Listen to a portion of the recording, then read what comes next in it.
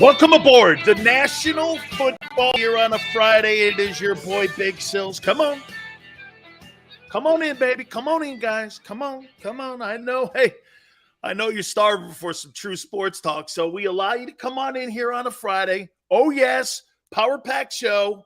We appreciate you stepping in like you do each and every single day. 3 to 6. Hit the like button. We thank you so much once again for making this show one of the fastest growing shows in all of sports talk and also on the YouTube. We appreciate it very much. You know, I'm going to do something today because yesterday I thought we had a very spirited conversation about Lamar Jackson. I want to talk about that. I also talk about the most overvalued player that's on the Eagles right now, okay? I want to get to that. By the way, I also want to do this.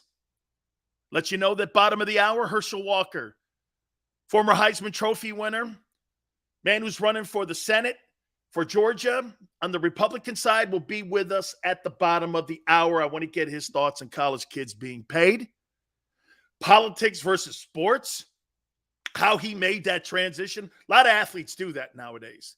Make that transition from the sports field to the political field or the sports field to the entertainment field. We will, without a doubt, hit on that with our friend Herschel Walker. That'll be at the bottom of the hour. So again, like I said, please come aboard. We appreciate it. But I want to do this. Before I get into my Lamar Jackson conversation, yes, and it's going to be Jalen Hurts related, I want to show you something here. It's not a list, not kind of a list. But I want to throw you guys something at you here. And I want to show you what type of expectations. I was just talking to Tone here about Jalen Hurts, and I was talking to Xander yesterday about Jalen Hurts and all the expectations that you have. Hey, do me a favor, Tone. What are your expectations this year? Just throw a number at me on how many passing yards you think he's going to have. Okay? Just give me a number on what you think you're going to see with Jalen Hurts this coming year. Realistically, Tone, right. A number that you realistically think that Jalen's going to throw for this year. You guys can jump aboard here too, by the way. Okay, you tell me what you think, because I got a topic here. But I'm going to, GT says 4,000, okay? What's realistic? Tone, give me a realistic number. All of you. A realistic number. 3,800, 28 touchdowns, says Jeff. Jeremiah, 3,500 to 3,600. What up, Forte? Appreciate it. My boy Tone stepping in for Xander today. 3,750, 25 touchdowns, 8 rushing touchdowns. Actually, we have some common sense being said here a little bit, okay?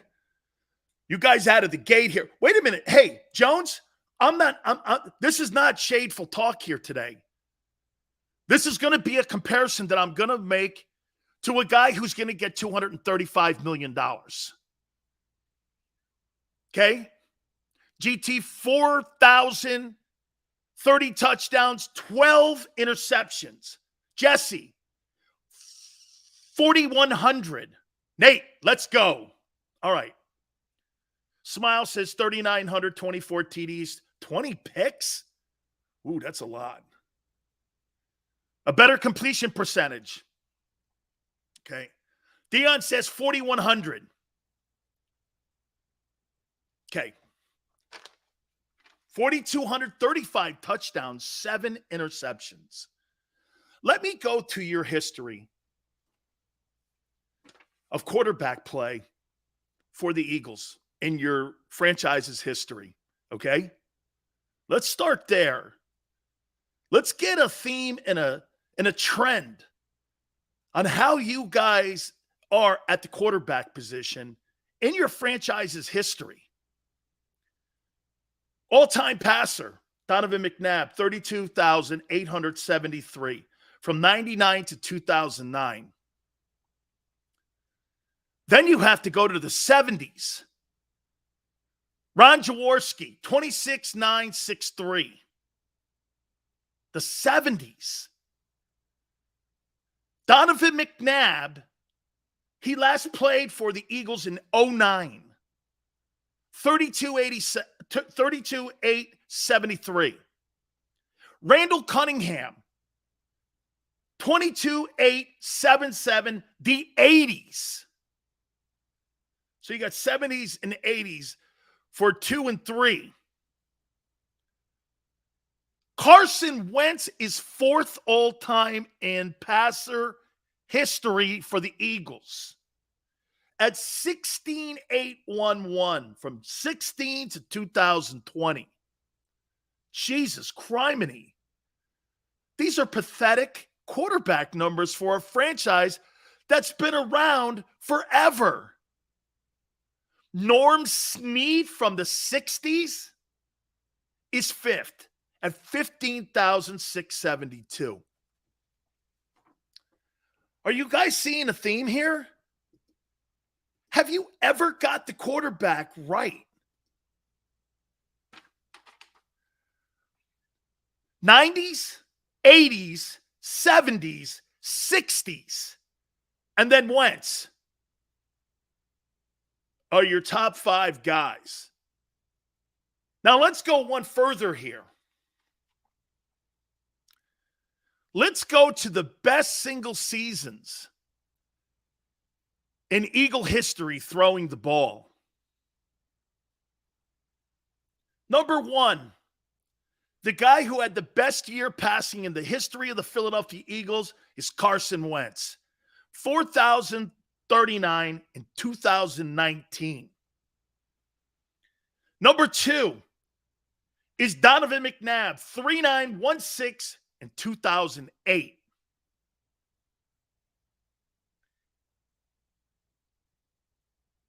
Number 3, McNabb again, 3875, 2004. 4th, Randall Cunningham, 3808, 1988. And then the 5th best single season year in Eagle history is by Wentz again, 3782 in 2016. Wentz and McNabb own 2 spots in the top 5 for single season passing yards. Okay? And Randall's the other guy. You think this kid is going to throw for 4,200 yards? When the history of your franchise doesn't say that. And these guys were far better players. Where in the world are you getting? Now, the extra game, okay, that matters. I agreed. The game offensively is different. Would McNabb have a bunch of 4,000 passing yards on his resume if he played it? Probably. You're talking, your franchise has never done what you're, here, my point is, your franchise has never done what you're going to ask Jalen to do this year. And then when you hear other people talking about Hurts, you say this, don't compare him to Justin Herbert because he's not that kind of guy. Well, if I'm going to pay you $45 million, you better be that guy. You better be that guy. I don't want to get into a position where I'm in a Dak Prescott hole and I'm sitting here doing this. Well, wait a minute here. I got buyer's remorse. Why would I want buyer's remorse? I want to feel comfortable about the decision that I make when I put that money down on paper. And when I'm giving that kid a contract, I want to feel just as good as I did the day we signed it at the very end of that deal over 3 years. I want to feel good about that. Don't make me regret it like you see Jerry regretting it in Dallas. You guys don't have the history for that, but you're going to overnight change the identity of the Eagle organization with Jalen Hurts. Do you really believe in your heart, of all the men that I mentioned, Hurts is the guy to change the culture in Philly? Do you believe that? Steel's up to it. W2, I'm asking you the question. You haven't done it. And by the way, I'm going to get to the topic here. You guys believe, out of all these names, Jalen is the deliverer. He's the guy. Interesting. Very interesting. Hurts gets MVP. Hurts gets 4,200, 4,378.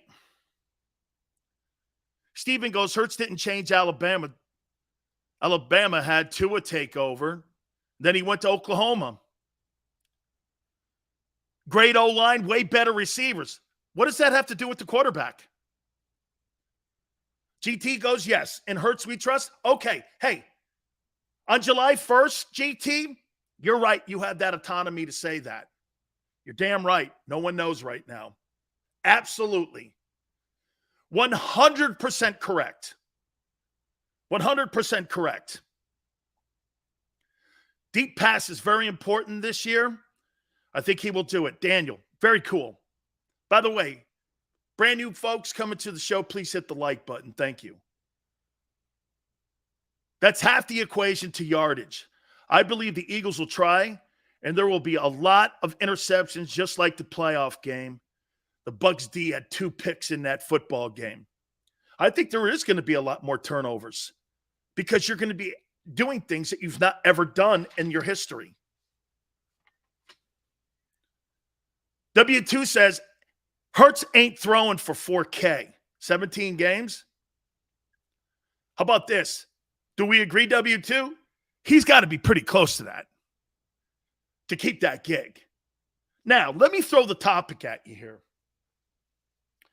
And we kind of broached it yesterday. Chris was throwing stats out when it came to Lamar Jackson. Do you think Jalen Hurts can become the next Lamar Jackson? Yes or no? Do you see Jalen as the next Lamar? Do you think he will have the same accuracy of Lamar? Do you think he will be as elusive as Lamar? Do you think he is going to be in that conversation? Because if he is, then he is in a room for he's going to get paid, and they are going to drop a bag of money on that desk for him. Davey Boy says no. W2 says he better. I thought we established that. I don't think we did. Did you see that new spin? Hey, Sills, what's up, Michael? Appreciate you coming aboard. Anything is possible, but proof is in the pudding. Smaller Cam Newton? So you think he's got MVP capabilities in his arsenal where he could turn out to be a most valuable player? I would traditionally say no, but Matt Castle, he never played it down at Southern Cal. He went on to win a division title in Kansas City, and he won 11 ball games as a starter when Brady got injured in New England. I see Hurts growing like Vic or McNabb. Wow. I just don't envision and see what you guys see when you put the talent level next to one another and you see McNabb and you see Hurts and you see the same guy. I don't see that. McNabb tried to win games throwing the rock. Jalen wins games running the rock. I just don't. And to be fair, I think Lamar tries to win games as close to being as balanced he possibly can. But I think even he relies on running the ball a lot.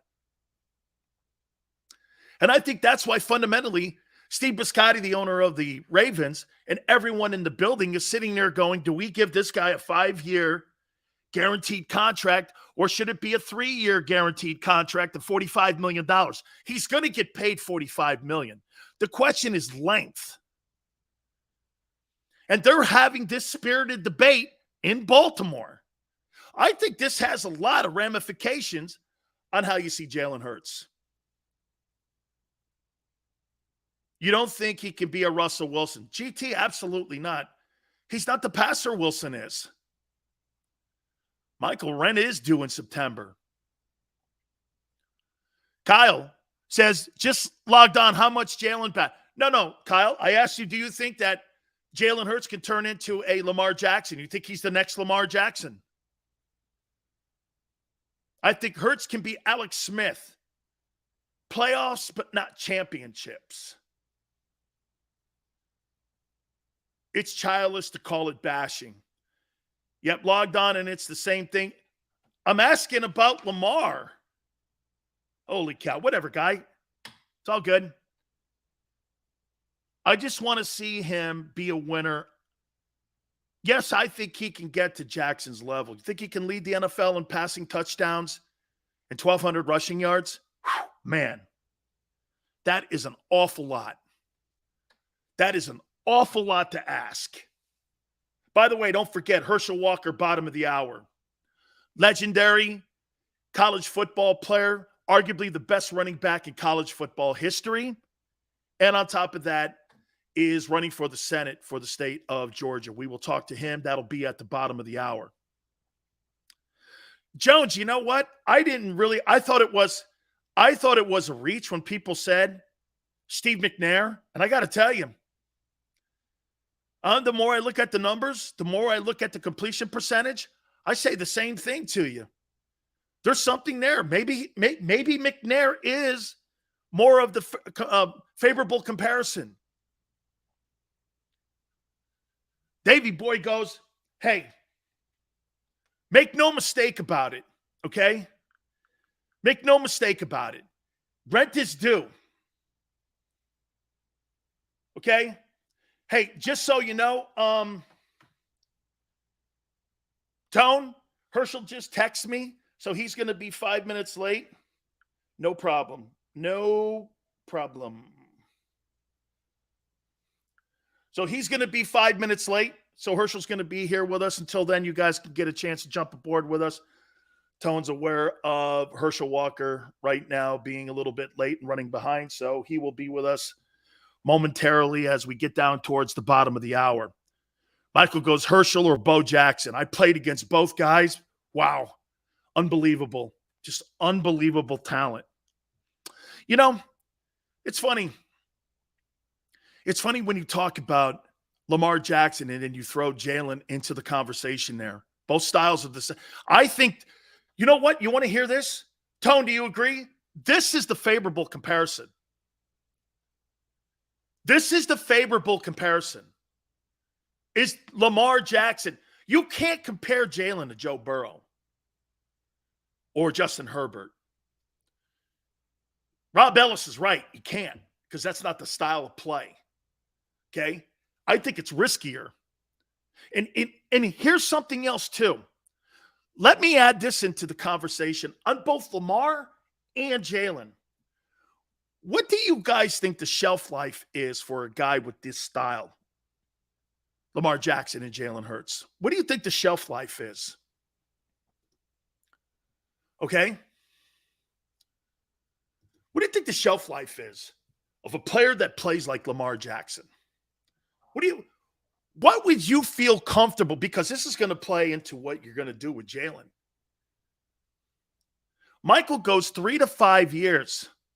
Michael, you think that's what Jalen Hurts' ceiling is too? 3 to 5 years? Maybe 7? 7-year, 3-year contract.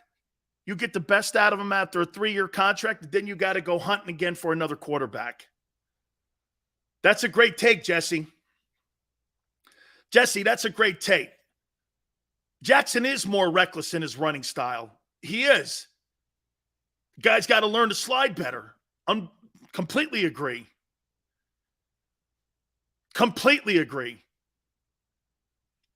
Jeremiah goes, I'll give it 7 to 10. Hurts doesn't run like Lamar. GT, I'm assuming that you think it's because of the reckless style that he runs like. GT goes that Hurts and Lamar are two kinds of running. Davey boy, you think a style like that is a 10-year window? 10-year window, I'm good giving a contract in the heart of that 10 years for the max, okay, to get out of that. But here, think of this.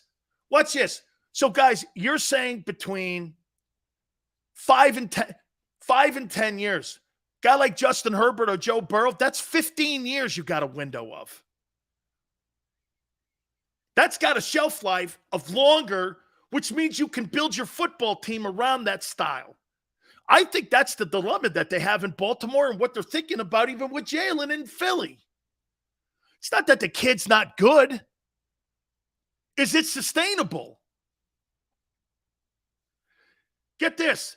That's not a rip. That style of play. Hey, I think you have to look at Kyler Murray in Arizona thinking the same way. He's awful at sliding. Kid, get down. Kid, get down. Russell Wilson has that as a skill set. Bottom line for me, Sills, it's Hurts has to get us a playoff win for another contract. Iron says, as Hurts develops and gets older, he will run less. And Iron, that comes from around building the team, like you're saying. You're right, and it's fair. Sales Hurts averaged 210 yards per game last year. 4,000 yards is 236 a game. If Hurts can't improve by 26 yards per game, it would be justified. He needs to average 250 per game. I think you're right, Bob. I think that's the number. If I'm not mistaken, I do think that's the number. Let me take a look at that. I think that's the number. I think you're dead on with that. 250 times 17. That's 4,250, actually. I think it's more like 240 times 17. About 235. 235 times 17. That's 39.95. So if he's a tick above 235, he's throwing for 4,000 yards. That's got to be doable. Especially with the assets you spent on getting a $100 million wide receiver in A.J. Brown, and also what you've done over here on the other side by drafting Devontae Smith and using a first-round draft choice. You've got to start getting payoffs on those. And where you and get this. Think about this for a second. So you have a first-rate O-line. You have a first-rate wide receiving core, counting Dallas Goddard at the tight end position. And you're trying to do it with a $1.1 million quarterback who's trying to prove that he is a guy who belongs in the league. Hey, that's a lot to ask of him. Okay? That's a lot to ask. Okay? 260 per game times 61 missed for a reason of injury. Average 235? No way. Wise guy. You can't average 236, 237 in today's NFL when every rule on the planet is set up for you. I don't know really what we're talking about then. Okay? And like I said, the reason that I started with this is because I want you guys to see what the Eagles are attempting in 2022. They're basically trying to recreate, okay? They're basically trying to recreate the entire system and the way that they do business. Okay? Like I said, look at this. 4,039 yards. Best passing year in Eagle history. Okay? Look at this. Next is McNabb at 39.16. McNabb again at 38.75. Randall at 38.08, 1988. And then Wentz at 37.82. I mean, guys, they're attempting to change the football team overnight. It's not what you guys have done. Are they capable? And let me ask you something, and this goes into Nick Sirianni. the things that you're trying to accomplish that you've never done in Eagle history, why would you hire a coach that's a first-time head coach to take the Eagles through this transformation? Is this more on Howie or the coach? Don't you think it would have been more prudent for the Eagles to have hired somebody that has gone through a transformation of going from a football? That's the problem in Chicago. You know, I keep telling you guys that I think Justin Fields sucks, and I think Justin Fields is never going to be a football player in the NFL. Maybe that's Chicago killing him.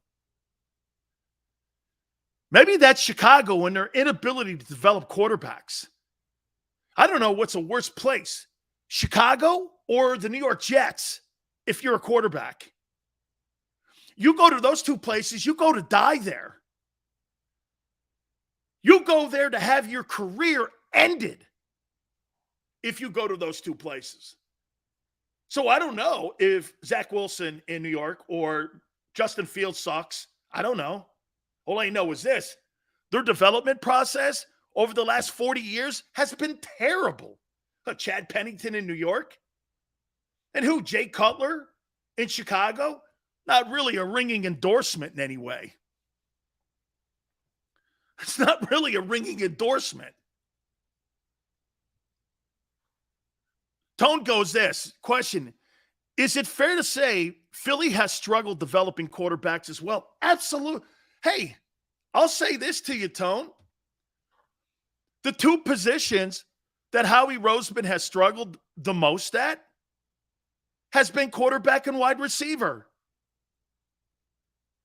Quarterback and wide receiver have been a problem in identifying the talent on those two positions. You got it wrong with Wentz. You in theory, you hired a guy in Foles who's pretty decent, but everywhere he goes, he craps the bed. I mean, and if you want a really top flight wideout, you bring T.O. and A.J. Brown in. If Hurts can average 250, Brown and Smitty should have 1,000. So you think they're going to have 2,000-yard wide receivers in your team's history? Wow, man.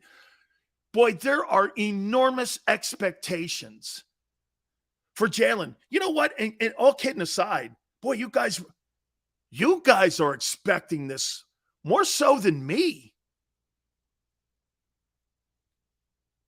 Eastside Monster, what is up, brother?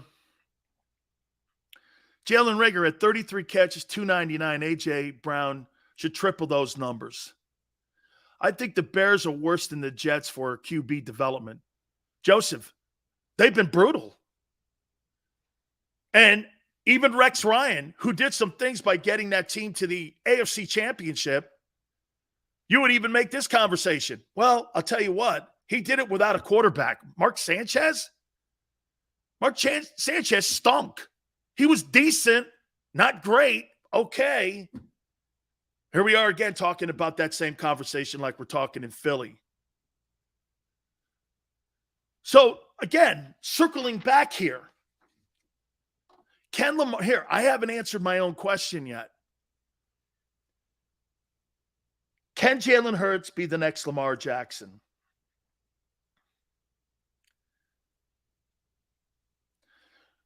Would I want Lamar Jackson as a starting quarterback in Philly? Would you want Lamar Jackson as a starting quarterback in Philly? Would you want that? Bob says there should be enormous expectations. You're dead right. Jeremiah says, you guys see. I'm going to hit on another topic here. By the way, don't forget, Herschel Walker's running a little behind. We'll have him here at the bottom of the hour.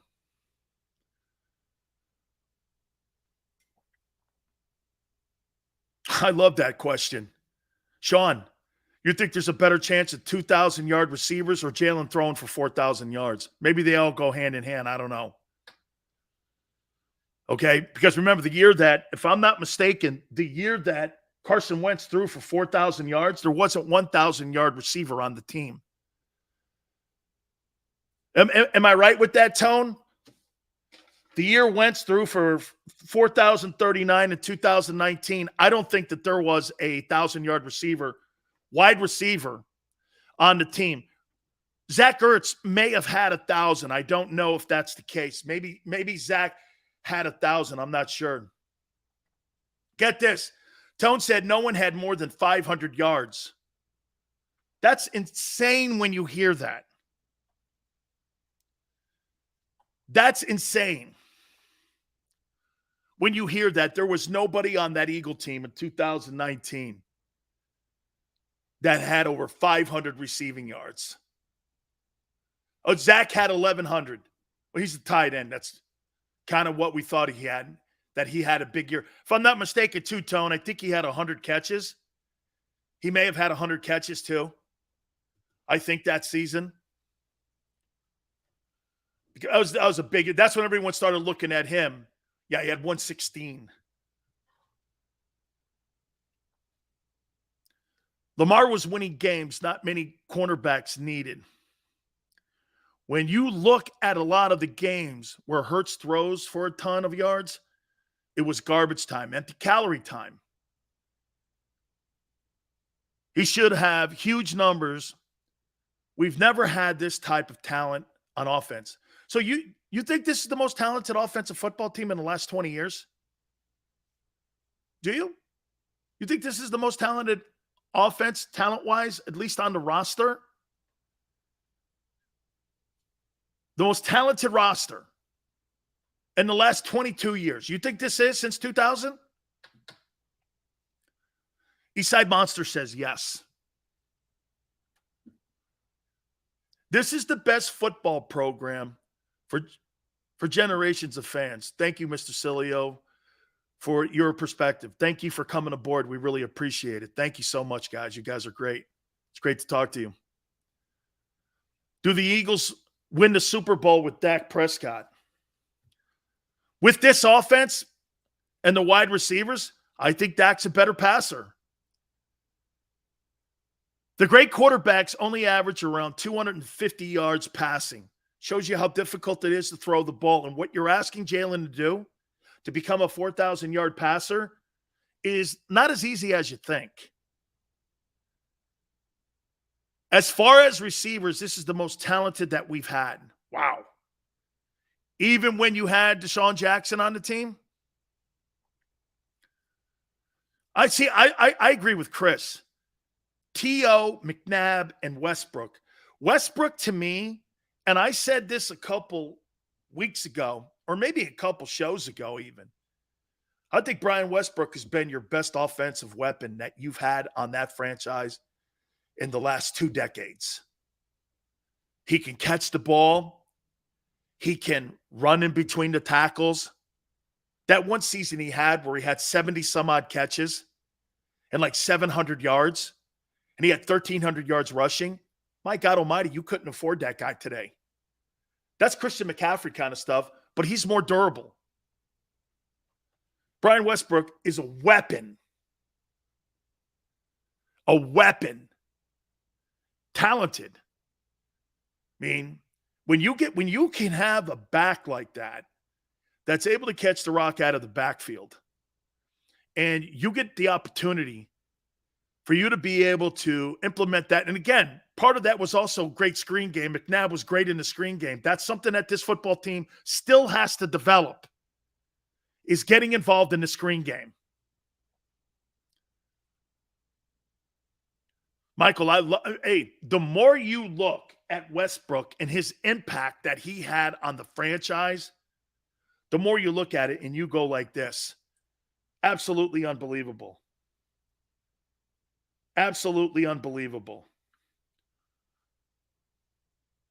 So, hey, unbelievable right now.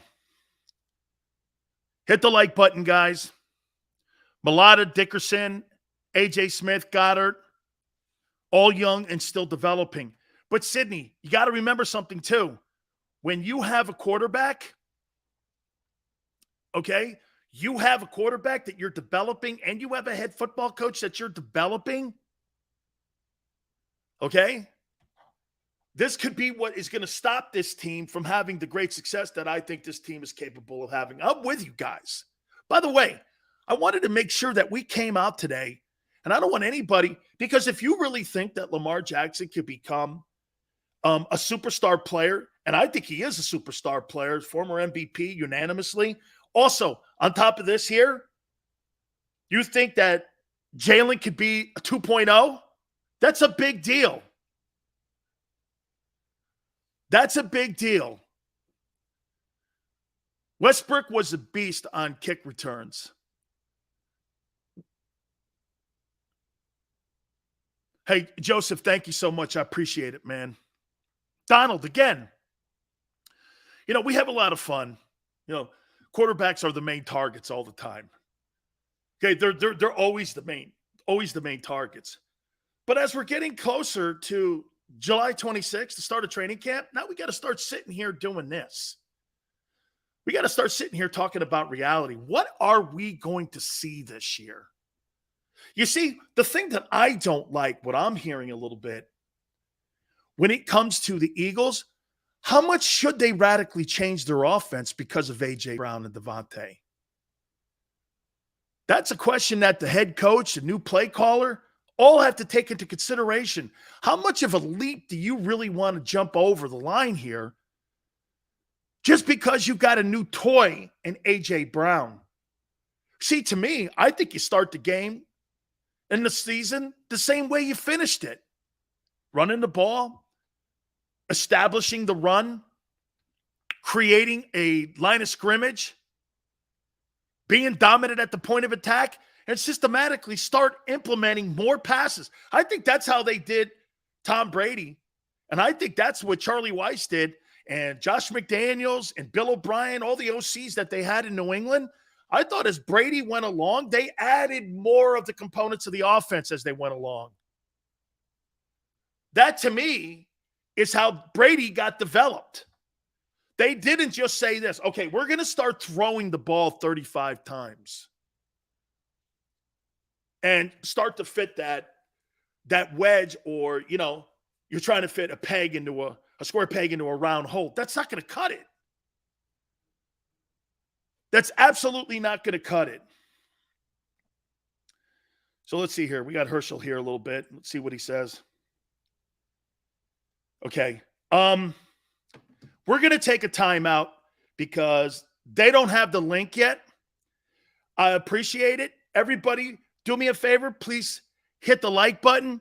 Keep it right here on the National Football Show.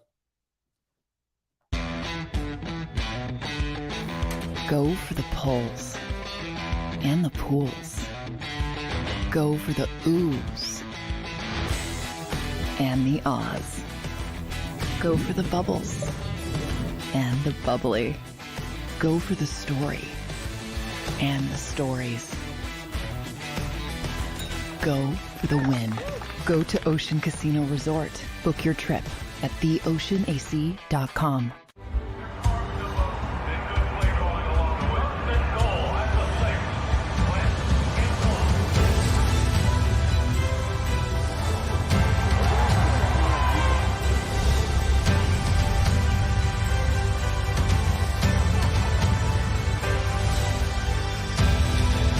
Field of life, First Trust Bank is there for you. Champions on three. 1, 2, 3. Because Philadelphia dreams deserve a Philadelphia bank. At Stateside Vodka, every new customer gets the world's best rocks glass, free. You're telling me that bottle is cut in half? You could say that.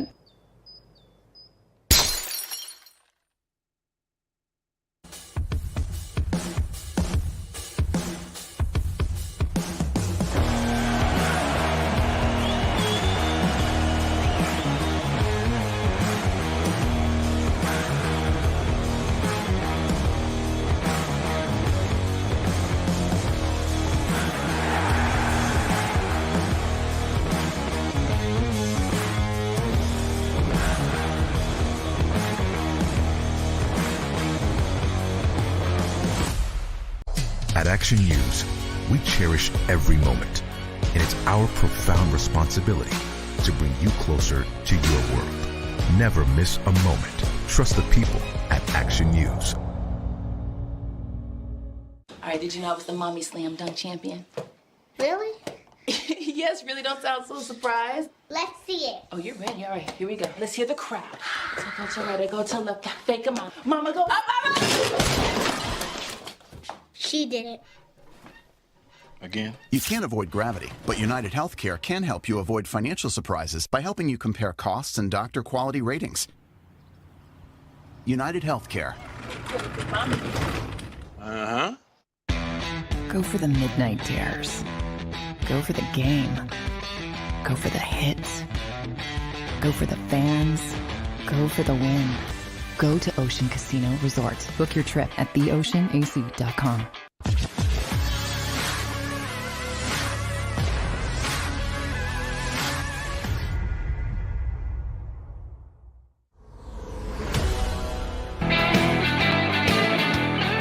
Welcome back. National Football Show. Dan Sileo here. We are exiting our friend Herschel Walker. Hopefully we're going to be able to connect here in a couple minutes. Until then, we appreciate you guys stepping in with us and thanking you for coming aboard like you do.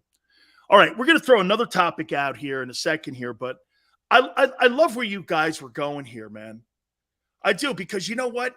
To me, the shelf life, the style of play, all of that is going to be so interesting to see how they handle this coming season. It really is. I think it's going to be incredibly interesting to see how this thing is going to play itself out here. So, I mean, make no mistake about it here. I think there is going to be a lot of opportunity for them to be able to improve their offense. But I think you have to do it systematically here. Okay? I do. I think you have to do it systematically here. All right. We're efforting our friend Herschel Walker, and hopefully we can see if we can catch him coming up on the program here in a couple minutes here. I heard Brian Westbrook ask this question the other day. Have you ever seen a quarterback except Josh Allen make the jump from 1 year to 2 that we are expecting Hurts to make? That's my take. That's my take in this thing. My take in this whole thing is clearly that as well. We're asking him to make this transformation leap. Okay? This transformation leap to be this prolific passer. I think that this is a big-time putt here.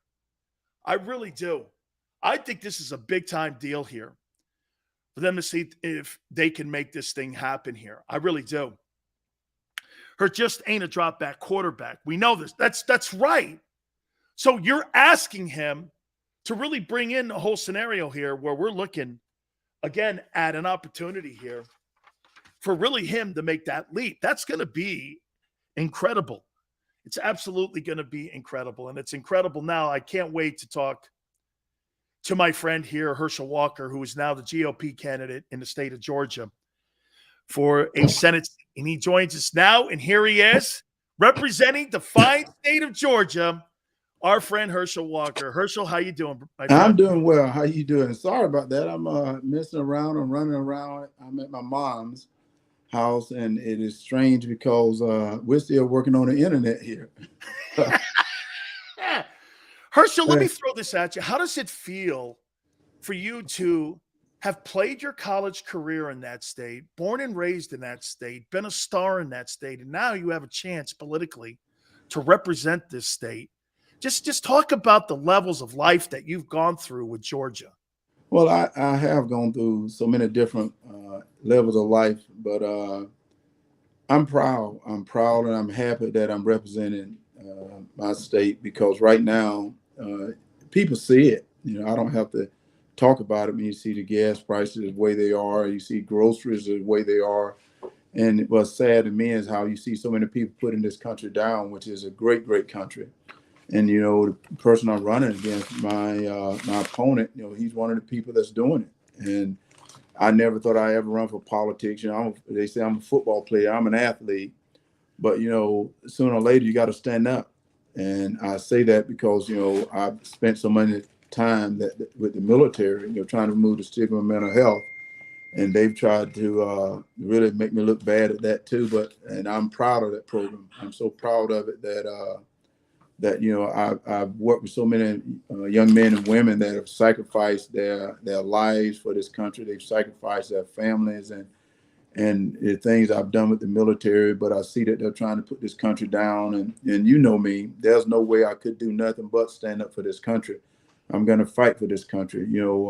I said, Georgia, all the Georgia people, I don't care what color you are. I don't care what party you represent, but I'm going to fight for you. And I'm going to fight for America because that's where I was born. And you know that about me. I was born that I'm going to take care of my family, and America is my family. And right now, I think we're under attack. This is a tough time for us. Herschel, has it been worth it though? Here, I find this, when you become a politician and the more successful you are as a politician and the more they fear you, the more they say about you. And same thing with President Trump or Biden or anybody that gets into this field of politics. Is it worth it in the end to have people take snippets or have sentences or have truths and try to create a narrative? Has it been worth it? It is worth it because, from Coach Landry, who said, when you take something out of society, put something back in. Well, I've been blessed. I came from Middle Georgia. That's a little town that people live paycheck to paycheck. And right now, they can't even afford gas to even go to work. They can't even afford food. There's no food on the shelf. And the only reason that is because our leadership's in Washington right now. The guy I'm running against, he's voted with Biden almost 96% of the time. That's the reason the gas prices are up. That's the reason that there's no food on the shelf. It's because of their policies. And that's what I try to tell the people. I'm not running because I need another feather in my cap. I'm not running to win a Heisman Trophy. I'm running for my way of life, not just for my way of life, but for our Americans' way of life. Because if we do not wake up soon, we're not going to recognize this country. And I love this country. I think America is the greatest country in the world today. And we have our problems. We do have our problems, but we come so far. And a matter of fact, I wanted to mention this to you. And you remember this. You remember years ago, we used to watch shows, and I used to laugh and thought they were great shows, like Archie Bunker and The Jefferson and Living Color. And I say, what's so sad is those shows today probably couldn't even be on air. Oh, no way. But what's sad about that meaning that we've taken steps backwards, that we have not advanced, that we've advanced farther than that. Those shows are shows that you can laugh and have fun. Right now, you can't even do that because people take it so personal today. And that's what's so sad. We've taken those steps backwards when so many people have died to bring us to this place right here. And all I'm saying is give me a chance to sit at the table. Give me a chance to sit at the table now and let's see what I can do, because right now we see what they're doing. They're destroying this country, destroying Georgia, and I'm not going to let it happen on my watch. Herschel, what's been tougher, being a professional athlete or being a professional politician? Well, I'm going to say something that I probably wouldn't have said 3 months ago. Winning the Heisman Trophy was no doubt was probably one of the biggest moments of my life. And playing in the NFL was an incredible moment. Being on the Olympic team was an incredible moment. But I would say my military program that I was a part of was bigger than that, because I got a chance to, see people that, save their life. I got a chance to say that, you saved my life. I got a chance to see them bring their families back together. That meant a great deal to me. But I think running for office may be the number one. And the reason I say that is I get a chance to go to people's homes and visit those people. And I give them hope. I give them hope because they trust me. And I want them to trust me because what I say, I'm going to do it. I'm not here to, I'm not a politician. Everyone knows I'm not a politician. But I'm a guy that I love my Heavenly Father, Jesus Christ. I'm a guy that believes in the 10 Commandments. I'm a guy that believes in this country. I believe in law and order. I believe in the Constitution. And those founding things that I learned from my parents, and I'm going to do that. Herschel, I would say this. Two last questions here for you here. By the way, you should have won the Heisman your freshman year at Georgia, too. I'm just going to throw that out. Thank you. Had a great year at South Carolina. But I'm sorry. Hey, I thought your best year was your freshman year when you guys won the national championship. But, you know, let me say this real quick, Neil. I was with George Rogers this past Sunday, and he had a couple of Heisman Trophy winners there. He has a George Rogers Foundation that he does scholarships for kids, and he deserved a Heisman. And as I spend more and more time with him, he did deserve the Heisman. What he's doing right now, and Johnny Rogers as well, you know, they do so many great things for kids to get an education. And so because of that, I'm going to say he deserved that Heisman then. Herschel, 2 last questions here. The NIL program that's now in college sports paying kids with likeness and imaging, probably a little bit too late for the NCAA to put guardrails up about it. Are you a fan of it or are you not a fan of it? I'm not a fan of it. I think it's going to hurt college sports. I think it's going to hurt so many other college programs. You know, if you look over time, you know, years ago, the historical black colleges used to put a lot of guys into the NFL. And when the larger schools start being able to bring African-American to these big universities, it hurt a lot of the historical black colleges. And I think right now, when you start not having rules and regulations for paying athletes, I think it's going to hurt so many other smaller schools. And I had something that I thought would be great. I thought what they should do is say that you can get paid, but you do not receive your money until you show back up at this university with a degree. Doesn't matter where the degree comes from, but put the emphasis back on education. I think the education is an equalizer. And then at that time, every cent that guy's earned, he'll receive. And maybe during the interest, you can pay to put some underprivileged people in college as well. Finally here, your dogs. What are we going to see this year with your dogs? Hey, man, you got to be so proud of what they've done, man. I mean, Kirby Smart has been incredible in what he's done with that program and how he's elevated it. It's really a great time. It goes back to your time, right, Herschel, when they were having all those years of being undefeated. Well, it does. Teams. It does. It was a long time coming. You know, they were knocking on the door so many times, and they got so close. And Alabama's always been there. It's to put them back out and to get a chance to beat Alabama for the national championship, I think meant a great deal. And it's going to be they got a fine team coming this year as well. Alabama got a good team. But I think because of now you can pay athletes, there's a couple of guys in the SEC that's going to have good teams. So it's going to be a tough road for Georgia. But Georgia's just as good as anyone else. And I think they got another great opportunity because of Coach Smart. He's had a good recruiting year. So I think that's going to really play a big role. Can you imagine Herschel Walker with the nil rule, his fresh – Herschel, you'd have made $10 million a year. Well, you know, what's fun is the thing is, since they're using all the likeness, and I had some players that asked me, what about the former players? Can they use their likeness, or are they going to have to pay those players as well? And that's the reason I say that I think they really have opened up a can of worms by doing this. And I wish they'd put the emphasis back on education, and let's get the kids the education as well as get them into pro ball, because I think that is going to give us stability. And so I'm looking forward to see how they work it, and I hope they put some regulations in it soon.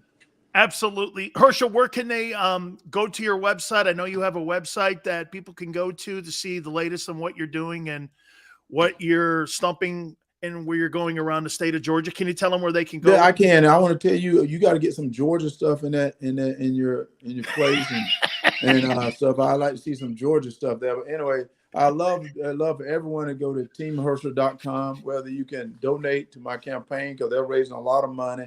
But Herschel's going to keep fighting, or you want to volunteer to come and help, knock on doors, and tell the people just how great this country really is. This is the greatest country in the world today, and let's not give it away. There's no doubt there are some people upset about what's going on around here, but you know what? We're good people here in the United States, and let's show them that we're good people, and just continue to get out and vote, and let's show people love. Right now, we got the 4th of July coming up.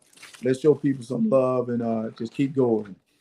Absolutely. Herschel, thank you so much for finding time. Good luck to you. You know that I'm a friend of yours for life. And anytime you need me for anything, and please tell Mallory, thank you so much for setting this up for us. Thank you so much, Herschel. Hey, by the way, work on the internet at your mom's house. Well, I am. I'm working on it. I'm trying to get it. So I'm surprised that I even can show a picture here. Because normally it doesn't show a picture. You would have just heard my voice. But I'm getting better. So I'm working on it. Remember, we're out in the woods here. Remember how country I was. So I'm a working man. Just remember that. Thank you, Herschel. I appreciate it. Good luck to you, my friend. God bless you now. Thank you now. You got it. That is the legendary Herschel Walker. I love talking with Herschel, man. His dogs are awful good too, man. Hey, by the way, Morgan & Morgan, where the fee is free. Understand this. If you're in the market right now looking for an attorney, if you have been hurt or injured on the job, Morgan & Morgan is your place. For the people is not a slogan. It is who they are. Over the last 30 years, they've collected over $13.5 billion worth of compensation for their clients. 800 attorneys strong. In offices in Philly, New York, and in Florida, folks. They're there to do business, and they're there to represent you. There's no such thing as a fender bender. Do me a favor. Call them at 800-512-1600. That's 800-512-1600. The call is free. The consultation is free. That is 800-512-1600. And when you call Morgan & Morgan, do me a favor. Tell them Big Sil sent you. Many times when people are injured at a place of business, they don't realize they may have a case. The fact is, injuries should not happen. And most of the time when someone is injured, someone is at fault. Maybe the store manager installed a cheap, slippery floor, or there wasn't proper security. After an injury at a hotel, restaurant, store, or any place of business, it's so important to call us. Time matters, size matters. Morgan & Morgan, for the people. .com.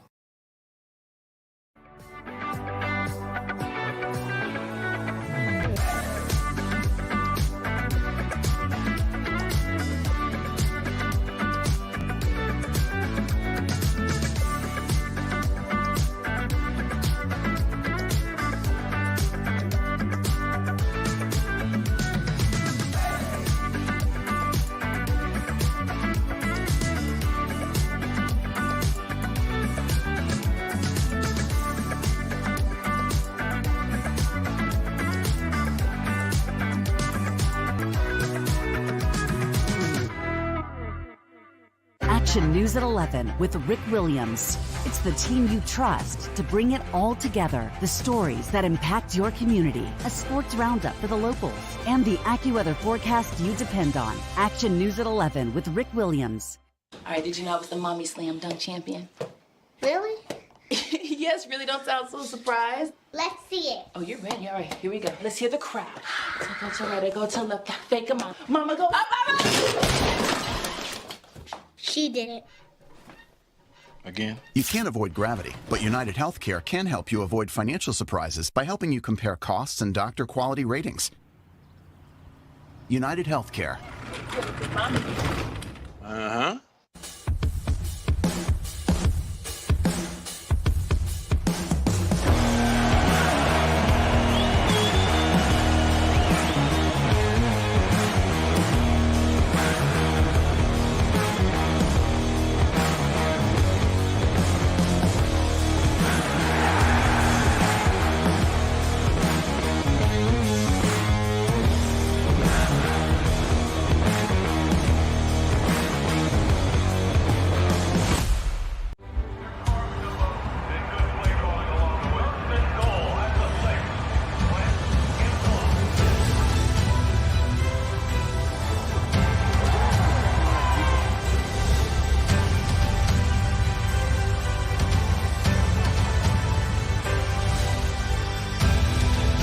Field of life, First Trust Bank is there for you.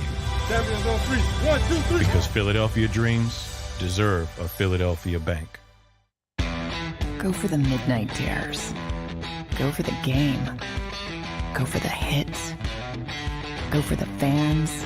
Go for the win. Go to Ocean Casino Resort. Book your trip at theoceanac.com.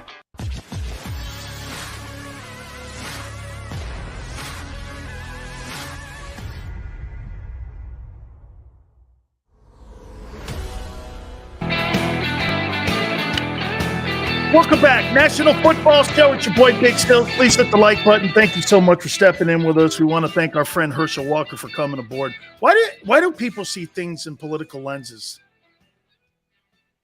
You got a guy that's running for a Senate seat in Georgia, and if you don't believe in his political views, what's it to you? Why does that put certain people's panties in a bind? I never got that. November's coming up. People make decisions. And it kills me when you hear somebody complaining about somebody's religion or their race or their political affiliation. Who cares? He's a sports figure that's making that leap into the arena. I would never do it.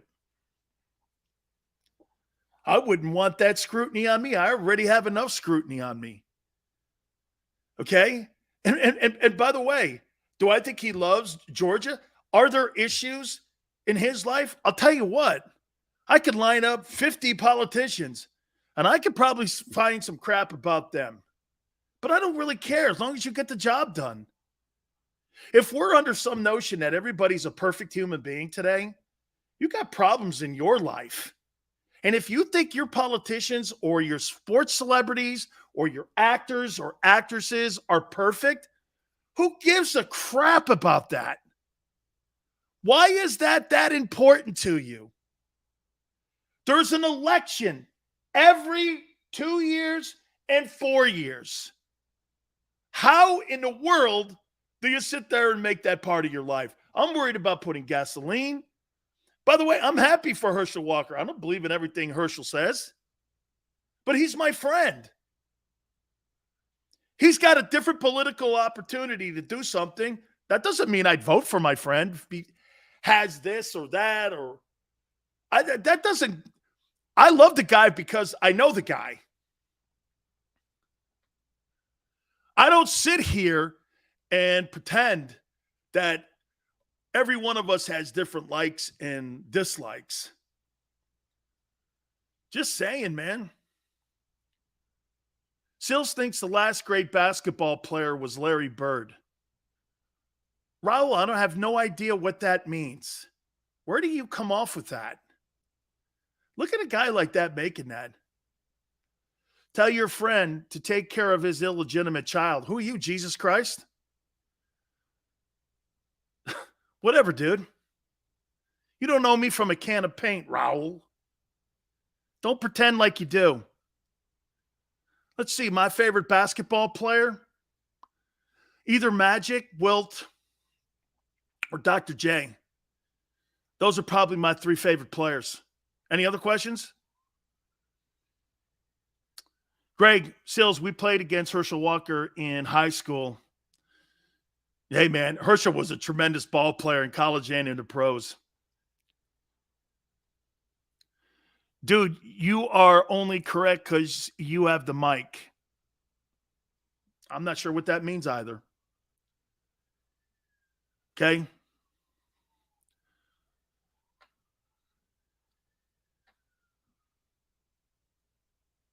Herschel Walker to me was an absolutely phenomenal back. He surely was. All right, we're going to reset. We'll get out of that. I got another topic for you.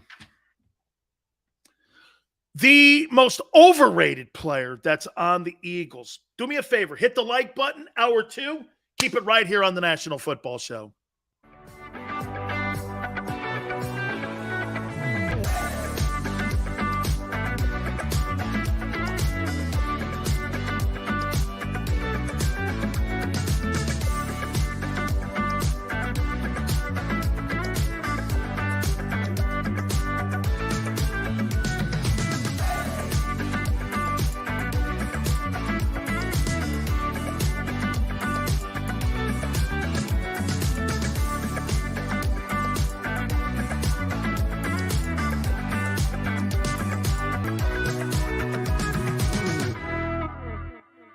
Action News at 11 with Rick Williams. It's the team you trust to bring it all together. The stories that impact your community, a sports roundup for the locals, and the AccuWeather forecast you depend on. Action News at 11 with Rick Williams.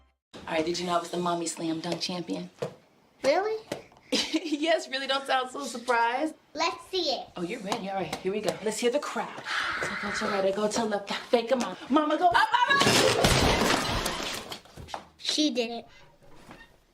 Again? You can't avoid gravity, but United Healthcare can help you avoid financial surprises by helping you compare costs and doctor quality ratings. United Healthcare. Uh-huh.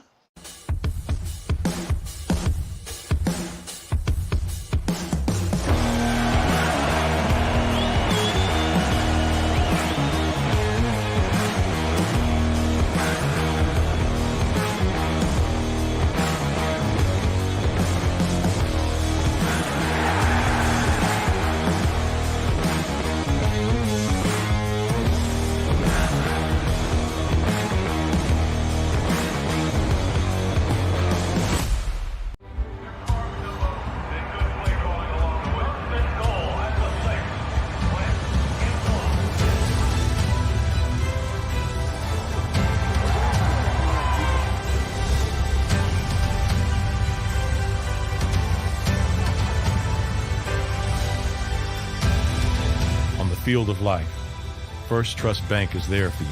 Champions on three. 1, 2, 3. Because Philadelphia dreams deserve a Philadelphia bank.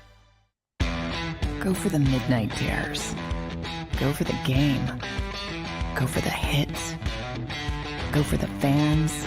Go for the win. Go to Ocean Casino Resort. Book your trip at theoceanac.com.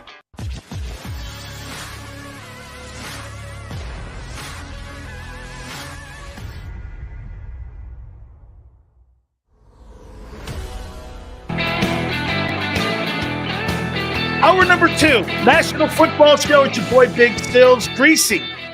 Watching him in college was incredible. We had Herschel Walker on in the last hour. Just wish Walker didn't make that leap to the USFL to detour his NFL career. I saw people posting that Herschel had a horrible NFL career. You think 13,000 total yards is a poor career? He had 1,000 yards with you Eagles. He had 1,500 yards earlier in his career with Dallas. He had over 700 yards in receptions. Herschel Walker is almost at 10,000 rushing yards and also 5,000 receiving yards in NFL history. Yes, the USFL, his best years were spent in that league. But if you think Walker had a failure NFL career just because of the Jimmy Johnson trade with Dallas, that's what you equate it to? Okay. Walker had a good career, man. Walker had more rushing yards than any guy you've ever had on your football team. Okay. I mean, the guy's put up some of the best numbers for a guy who played like 4 years in the USFL. You put those numbers combined, Herschel Walker's at around 1,400 rushing yards. He was a great receiver, too. Herschel had a really, I thought he had a solid career for what he did when he was in the USFL. All right. I want to hit on this. I want to hit on the most overvalued player on the Eagles is who? Who would you say right now? A guy that makes too much money and you're not getting the production out of. Who is the most over? Jalen at 1.1 million? I think Jalen's a steal. I think Jalen is a steal. You're going to get a starting quarterback for 1.1 million bucks? Where? That's a steal, guys. Barnett, A.J. Brown. You threw that rock like a whatever. Tell me. I'm going to say this to you. Jeremiah goes, it's got to be Rager. I'm going to say this to you. And I may get hammered for this. I don't think that Fletcher Cox should have been brought back this year for the Eagles. Not at 14-4. If you look at every single football player on that team, and A.J. Brown is the highest paid player now. Second highest paid player on that team is Fletcher. Fletcher is overpriced. Now, it's a one-year deal. I get it. But don't you think that you could have maybe been in a play for a conversation to go after, say, Honey Badger with that money?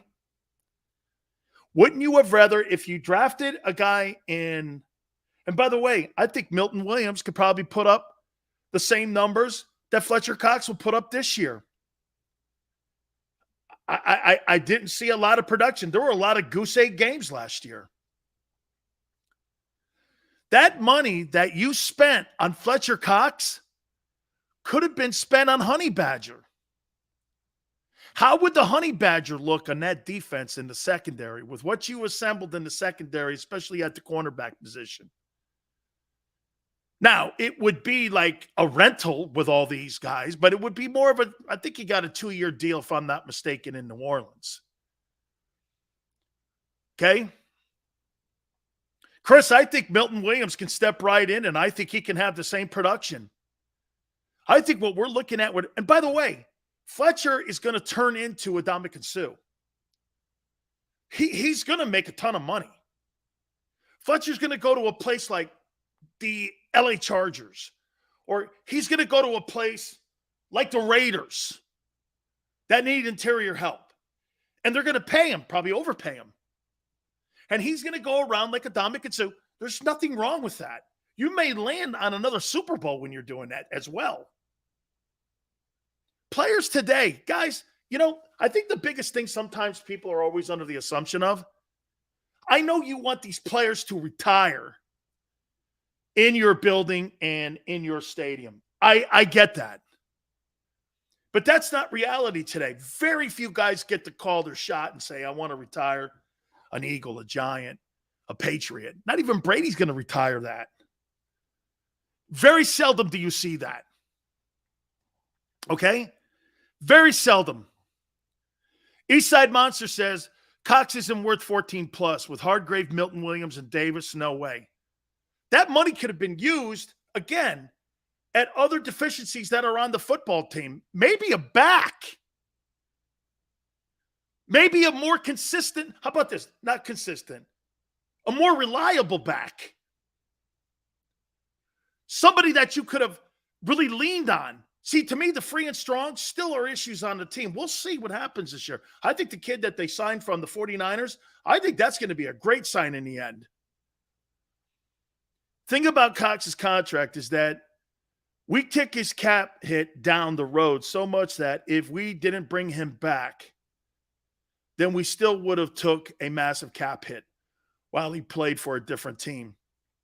And you're already $53 million in dead cap money anyway, so why add that to the mix? Smart. Maybe that's one of the reasons how he did bring him back. It's cheaper to bring him back because of the cap hit that they currently have on the roster right now. That makes sense. That's an economical decision that Howie probably made. It's cheaper for us to have him on the roster at 14 than what the cap hit would be when we combine the cap hit of 53 currently now. Then we would be talking about a $60 million cap hit. It makes sense. It does. Maybe it was payback for making him play like that last year. Milton can move all up and down the line. I love that versatility in him too. I do. I think he's going to be one of the most versatile people that you have on that football team this year. Davis is the next Fletcher Cox, and Milton Williams is the next Hargrave. Think if you're able to do that.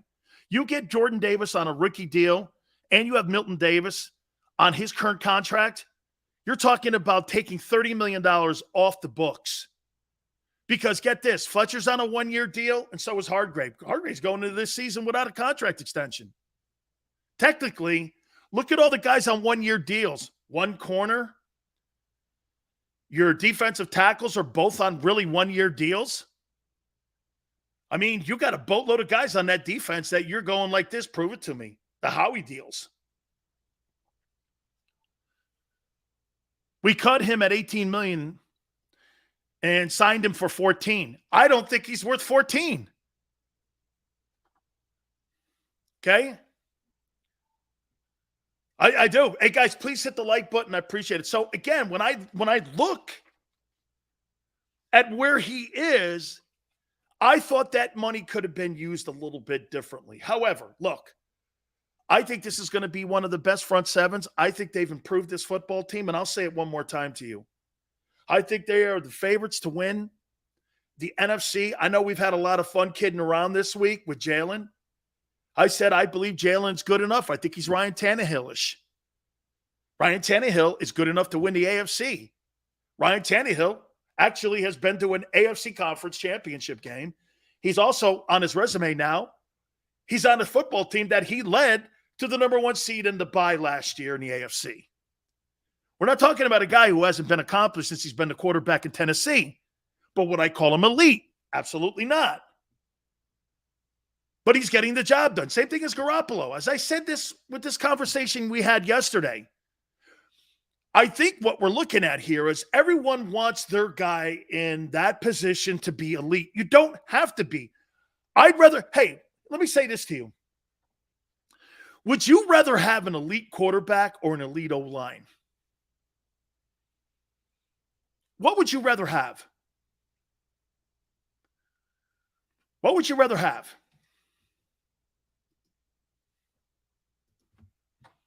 Tone's a football person. I'm with you, Tone. I'd rather have the O-line. Because you know why? 17, you proved to me you don't have to be elite at the quarterback position in Philly. You don't have to be elite. You don't have to be elite at that position, but you better be elite in that O-line. You better be elite. If you're not elite in that O-line, I don't care if you have John Elway, if you have Tom Brady, or if you have Joe Burrow. It won't matter. Chris says elite quarterback. Chris, now let's go to Chris's point before we get on his ass about that. Look at what Joe Burrow did with a shitty offensive line last year. Okay? The Bengal O-line, not the best. They were a quarter from winning the Super Bowl with that guy. Right? Nathan goes neither. But how you winning? Hurts most rushing TDs by a quarterback last year. So what? Got you bounced and crushed in the opening round of the playoffs. None of the elite quarterbacks in the NFL today, outside of the freak show in Baltimore, that stat matters to. All the guys, maybe Josh Allen too, okay? But all the great quarterbacks that we have seen that have dominated the league, rushing touchdowns do not matter. I don't want my quarterback leading my team in rushing touchdowns. I want my quarterback leading my team in passing touchdowns, and I mean like 30. Today's NFL, you better be 25 and north of that number for you to be a starting quarterback in today's game. You're hovering around 16, you're not a very good offensive team throwing the ball. Hence 27th ranked a year ago. Can't have the 27th ranked offense and win a Super Bowl. That number's got to improve. That number's got to be better. Eric goes, you've got to use Hurts' qualities. Well, then why did I sign a receiver for $100 million? Eastside Monster. Big Sills hates rushing quarterbacks because Montana ran all over him. No, you mean threw all over us. Okay? Daz goes, I have no problem with Fletcher Cox being on the team. So my point with that conversation, Daz, was this. I'd rather have Honey Badger than Fletcher Cox. I'd rather have spent my money on Honey Badger than Fletcher. Less productive. And I'm strong in that position right now with the depth that I have on the team. And I'm weak in the secondary at safety and free. So, I mean, I look at it, I'm trying to balance my roster.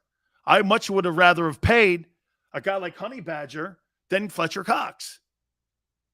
And again, it's not whether or not I want him on the team, but if I want to play $14 million, I'm going to go pay $14 million for Honey Badger.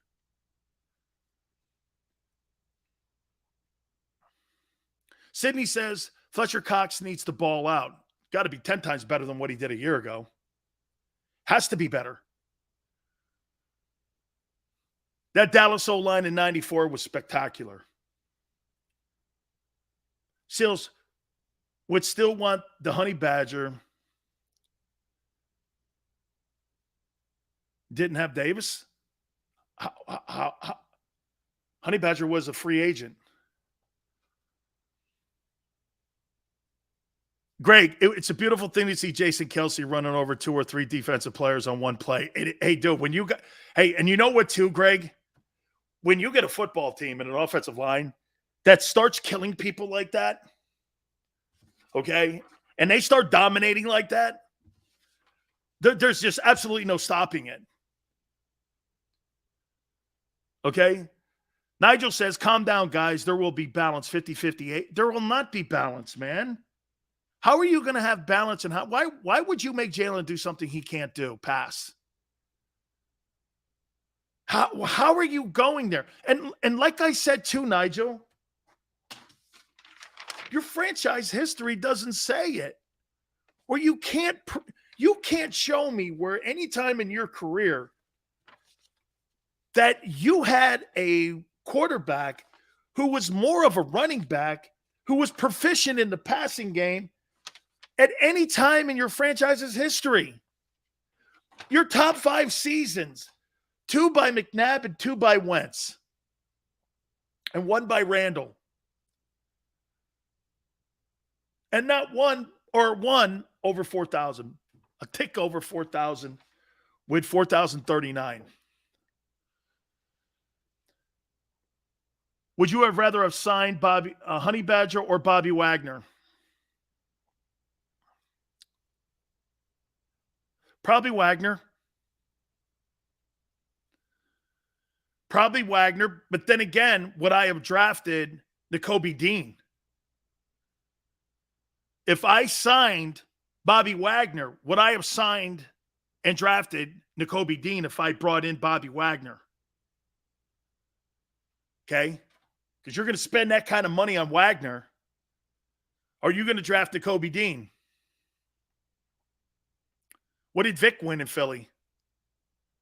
Great to watch. But what did Vic win in Philly? He's got the tools now and okay, we know that, yes. Reality will step up. I'm going to be interested to see how the defensive rotation is going to work this year too. I will be.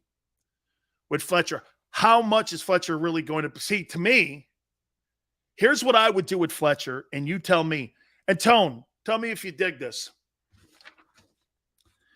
If I start seeing Jordan Davis and I start getting him the playing time, what was he, the 13th pick in the draft? Okay, 13th pick in the draft. I'm not having that kid sitting on the sideline chewing ice. That's not happening. You draft that guy, the 13th player taken, okay? You got Hardgrave, who's in a 1-year contract right now, looking for another deal. You got Milton Williams, and you got Fletcher. As the trading deadline gets closer, this is what I would do. I might move Fletcher. I might say this when the trading deadline comes up. Tell you what we'll do. Because you're going to eat it on your cap anyway. You signed him. You move him to a team and you still pay some of that salary. And what you do is you get either a second or a third for him depending on how well he's playing, as you get closer to the trading deadline, and you've got another piece as you get ready for the 2023 April draft. And you're putting yourself in a position that by the time you get to the trading deadline, you're going to know if you need to make a play for a quarterback. You're going to know. You may not have to make a play for a quarterback, especially if Jalen's balling out. But I got something here in Fletcher. Fletcher starts playing well.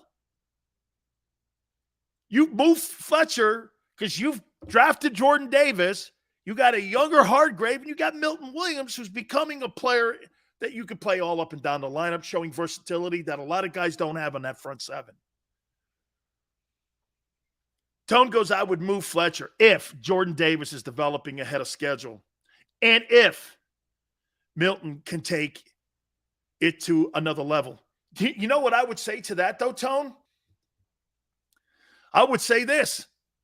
Well, if Milton Williams is playing to the level of Fletcher Cox, it's cheaper. And then I can move him. See, Milton taking it to another level, all he has to be is better than Fletcher. And by last year's standards, I'm not sure how big that is. Like I said, there were a lot. Hey, and know this, it's not a rip on Fletcher here. This is all about the evolution of the roster. Howie's sitting here doing this. You know, he's got a big board up at the NovaCare Center. There's a big board up, okay? Every guy's contract is there. Every guy's incentives are there. He knows exactly at all time. When you're a GM like him, you've got to be able to put out there, okay, what you think the roster is going to look like in 3 years from now. That's why the move was made with the Saints. And the Saints were able to make that pick so that they can go into this year's draft because Howie knows I may need a quarterback next year. And there's going to be potentially 5 of them that are going to go in the first round. Sydney says Fletcher was not happy with Gannon's scheme. Do you think that'll change? I do. Logan says, my God, I can't wait for the season to start so we can start watching everything we've been taught. Logan, right? That's the beautiful thing about what we do here, man. Seals, can I hire you for GM? How we can go back downstairs. Hey, Michael, personally, if I were looking at your roster right now, I think you're quality everywhere, even the quarterback. Okay? It's not elite, but he's quality. He's a quality guy who can win ball games. Like I said, Nick Foles, Ryan Tannehill, players like that, Jimmy Garoppolo, those guys have all won. Hell, Foles won an MVP. And he's a substitute teacher. Not interested in Spencer Rattler, neither am I.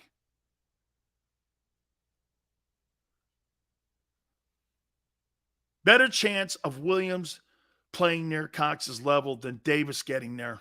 Okay, well, I could put Milton Williams in there until Jordan Davis ends up increasing his playing time and his productivity. See, that's the one thing that I will say about Jordan Davis. I look at Jordan Davis's statistics from Georgia. He played in 43 games. He had 9 sacks. I need to see more production out of that football player. I think we all do. Now, his ability, guy runs a 4.78 at 351. Unbelievable. The guy's shuttle drill was insane great. He's not really taken that potential yet and lived up to the production level yet of the player that we see when he goes and he gets evaluated. Now, when he's in shape, he's insanity. The game that he was out of shape in the SEC championship game versus the national title game, they were night and day. He was spectacular in that national championship game. Mallory, hey, Sills, remember when we agreed Jalen Hurts reminds us of the late Steve McNair? Mallory, I actually thought it was a dumb take, but I'm starting to come around thinking that it looks like it could be. McNair was around 51% completion percentage, all of that. Greasy says the Bears 46 defense was named after Doug Plank. Absolutely. Absolutely. So I'm going to be interested to see how that whole thing works out. All right. Guys, do me a favor. Please hit the like button here. And I got to hit on that USC UCLA story. Looks like they're going to the Big Ten. Also, I want to hit on Nick Sirianni a little more. I think some of the biggest challenges, what will be the biggest challenge for Nick Sirianni in 2022 as he readies his football team? Hit the like button. Keep it right here on the National Football Show. Go for the polls and the pools. Go for the oohs and the ahs. Go for the bubbles and the bubbly. Go for the story and the stories. Go for the win. Go to Ocean Casino Resort. Book your trip at theoceanac.com.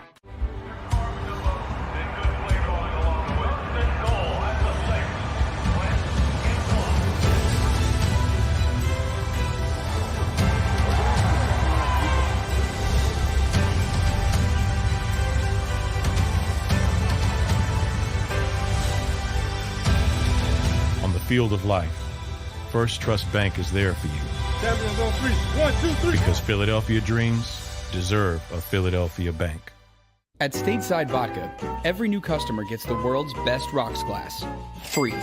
You're telling me that bottle is cut in half? You could say that.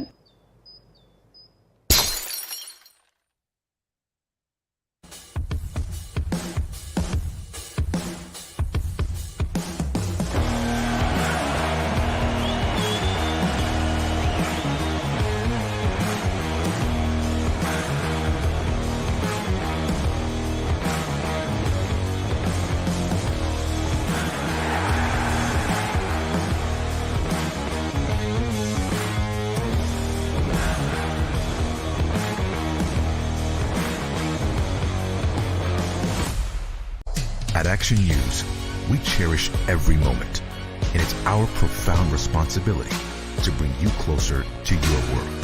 Never miss a moment. Trust the people at Action News. All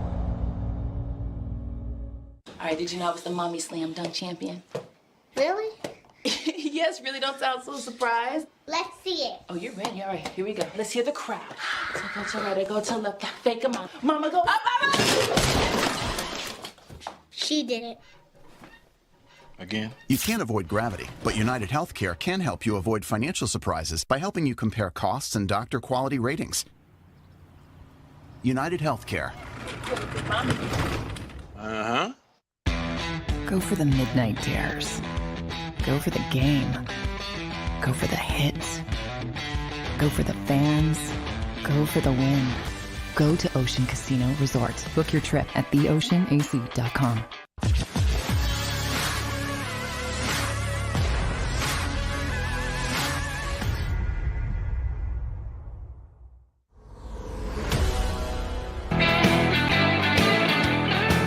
Welcome aboard National Football Show. It's your boy Big Stills. Please hit the like button. Thank you so much on this Friday for coming aboard. What is the best thing about 4th of July? Fireworks, family, and food. All of that. It's one of my favorite holidays. Barbecuing. Sports world's not all that hot right now, right? I mean, there's storylines. But is it in it, the shore? Triple F, baby. Hey, Tone, seriously, man, going to the shore, going to the park, hanging out with your family or your boys or whatever. 4th of July is my favorite. It really is. Barbecuing. Dude, man, I love it. It's going swimming, beach, family and friends, Steven. See, that's a beautiful thing here, too. That's one thing we do with our show. Okay? That's one thing. Hey, you can have your political agenda. I will never address it. I don't go there because that's not what you do. Hey, I want this, Tone, I want this place to be like a football stadium. How many times have you ever been to the link and you're sitting there watching your Eagles against the Giants or Cowboys, and in the middle of a third down sequence, you look over and go like this, hey, did you vote for Trump? Or do you look over at your boy going, do you think he completes it? Where do you think he's going with it? Hurts has played his ass off today, man. This is a game. Don't you think that this is a game that could make this guy's career? Yes. Guys aren't sitting around talking politics when you're at the link. That's what I like what this place is. Okay? It's like a football stadium. I say this to you guys all the time. It's the only thing that's left in our country where you can go and have 75,000 fans sit in a stadium and no one cares what your political affiliation is or your sexuality or your religion. No one cares. You're there for one cause, rooting your favorite team on or your favorite player. That's why sports is so essential in our country. Don't go, Sills. When can we get you to an Eagles game or a pregame show? You want me to leave the Dan cave? Okay? Hey, man. It's truly one of the absolute best. All right, before I get into Nick Sirianni here, I do want to address this UCLA USC stuff. Look at the landscape of college football now. So it's being reported now, I think 2024 I saw that UCLA and USC want to leave the Pac-12, which will completely destroy the Pac-12, and join the Big Ten. Why in the world do you think that would be in the best interest of Southern Cal and USC to join the Big Ten? This is why the SEC is dominant. You don't see them going across the country trying to get USC or UCLA to join a Southern Conference. Why in the world would I stay at USC or UCLA so that I could go and play Nebraska or Iowa? I go to Southern Cal because I'm a California guy or I'm a West Coast guy, and I want my friends and family to be able to drive to Stanford or Cal or Oregon or Arizona State or Arizona. True traditions. And this is not, oh man, get off my lawn stuff. This is more so like this. Why would I want to go and play in traditionally cold-ass places? Why would I want to do that if I'm from Los Angeles? I'm going to go to the Southeastern Conference now. You made the Southeastern Conference bigger with this news of USC and UCLA leaving the Pac-12. You made them bigger. You're a kid from Mississippi State. I'm playing in the South. The furthest they were going to go out was Oklahoma, Texas. They weren't going to go to the West Coast and get USC or UCLA. They didn't need them. The Big Ten needed them. Look at what the Big Ten has done in Nebraska. Nebraska's not even a relevant program anymore. Do you know when I grew up, you guys may have forgot this. When I grew up, I don't ever remember Nebraska not having a 10-win season. Watching Nebraska today, they're like roadkill. They're roadkill. They take the $50 to $60 million amount of money that they make for being a Big Ten member. They put it in their cash register in Lincoln, Nebraska, and they don't do anything with it. Scott Frost has destroyed the program. No one cares to go to Nebraska anymore. I mean, why in the world would I want to play in Southern Cal to go play at Iowa? I'll go to Ohio State or Michigan. Traditional powers in that conference. Boy, I'll tell you, you've done more harm to USC and UCLA by making that announcement. If you're a kid on the fence, think about this, for instance. If you're a kid on the fence, Donald, and you live in Columbus or Cincinnati, Ohio, or you live in Detroit, and you found out that USC and UCLA are going to play in the Big Ten, I'm just going to go to Michigan. I'm just going to go. Why would I have and fly all across the country so my family can't see me? And then they're going to fly. It just doesn't make sense. Wisconsin has become more of a power over the last 25 years. They surely have. When I was growing up, they weren't the big traditional power. The SEC is where it's at right now, man. Hey, Tom says that Tom Osborne retired. Hell, that guy that they ended up firing, I forget his name, he went to Toledo. Frank Solich. Frank Solich was winning games, and I think he was winning 9-10 ball games a year when he was the head coach at Nebraska. They've never been able, screw Tom Osborne, they've never been able to duplicate what Frank Solich did.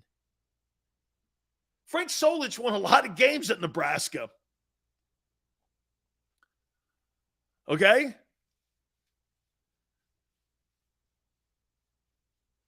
Wisconsin is where Nebraska was. Yeah, that's fair. They've kind of changed. They've kind of changed programs. Wisconsin is a 10-win team every year and competitive for the Big Ten. Absolutely. Absolutely. Nebraska's not competitive. They're not even competitive for bowl games. And crap, there's like 50 bowl games. All right. Real quick here, I want to get to one more thing here. Deshaun Watson. Here, I'll tell you what. We'll do that at the top of the hour. Let me get into what I was saying with Nick Sirianni and his challenges this year for this offense. What do you think the biggest challenge is going to be? And by the way, take developing Jalen out of the conversation. What do you think the biggest challenge for Nick Sirianni is going to be? What's his biggest challenge? Let me write this down here. Biggest challenge. Okay. What do you think will be his biggest challenge? Yeah, Sydney, take Hurts out of the conversation here a little bit. Greg, Sills, Sirianni's challenges are not smacking a Giants fan. Look, I don't know how much I buy that story. Getting Devontae Smith involved in the offense. Bob says handling the expectations and the media if they don't start out on fire, managing Howie's input. Keeping his receiver group happy. Gannon. Nick's biggest challenge, fast start. Like it. I like that, Chris. Howie whispering. Keeping the wide. I don't think, hey, Ryan, I don't think you have a diva group. I don't think that I would consider that a diva group. Okay? Some of you say Gannon. Knowing what balance to bring. Choosing a right guard. I think Sayamalo is going to win that job, just so you know. Let me go here now. How many new pieces do the Eagles have this year? Shiny new wide receiver. Pretty much it. That one player. Defensively, new defensive tackle, new linebacker, new edge rusher. Follow me here. Let's do this. New DT. New edge. New cornerback. New linebacker. DT, edge. New safety. 5 of the 11 on defense. are all new players. It's a whole new defense. Okay? This is a whole new defense. You got 5 new players that are on the defensive side of the football. Putting all these pieces together is going to be one of the challenges here, in my opinion. Okay? Yeah, but William, you can have, how many times have you seen the Washington Commanders with an exceptionally gifted and talented roster, but they can't translate that into W's and getting into the playoffs and winning playoff games? I really think it's going to be about putting all these pieces together. How does Nick develop here? How does Nick develop Devontae? Hey, is A.J. Brown going to take away from Devontae Smith's growth as a wide receiver? Let's ask that question first. You think A.J.'s presence and his targets affect Devontae Smith?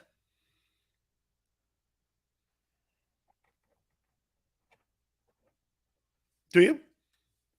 No? What do you have last year? Tone, what do you have last year? 68 catches, a little bit over 930 yards? That's not really developing a first-round draft choice that you call elite. And some people think he has elite talent. I actually think he does too. Okay? Okay, so you tell me, does AJ being on the team help or hurt Devontae Smith in his development?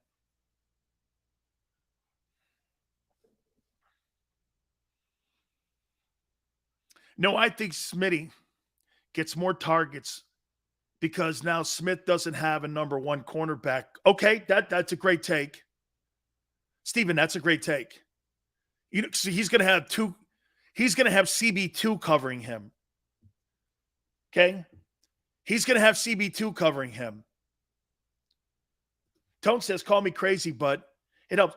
Tone, I don't think that's a bad take. Okay, I don't think that's a bad take. I'm just saying, what are we going to see? 14 targets? At least 14 targets for A.J. Brown. Okay? Where's Dallas Goddard in that conversation? He's got to get targets. That guy almost had 900 yards last year. I was actually shocked when I saw how good a season he had. That guy potentially is an 1,100-yard guy this year, Dallas Goddard. I think Dallas Goddard is going to be the most productive player in the passing game this coming season. He's going to become, in my opinion, the focal point of the offense, where the wide receivers are going to be more decoys. Tone is going where I went yesterday. 30 attempts a game doesn't equate to 4,200 yards, my friends. That doesn't equate to 4,200 yards. You got to be around 580, 575 a year, okay, for you to be around 4,200 passing yards or 4,000 passing yards. That's why I'm saying, how is Nick going to work this in here? How is Nick going to create an offense where everyone can move the sticks? Because here's the one thing. Do we all agree on this? If you're a defensive coordinator,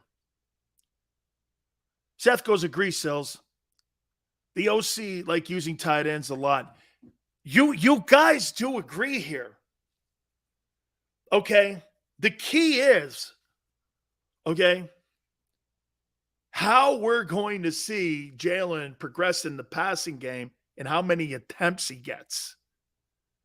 How many times do you feel comfortable with him throwing the ball? Hey, Tone, do me a favor. Show me can you give me the number on his attempts last year? I want to take a look at something here. How many attempts did he have last year?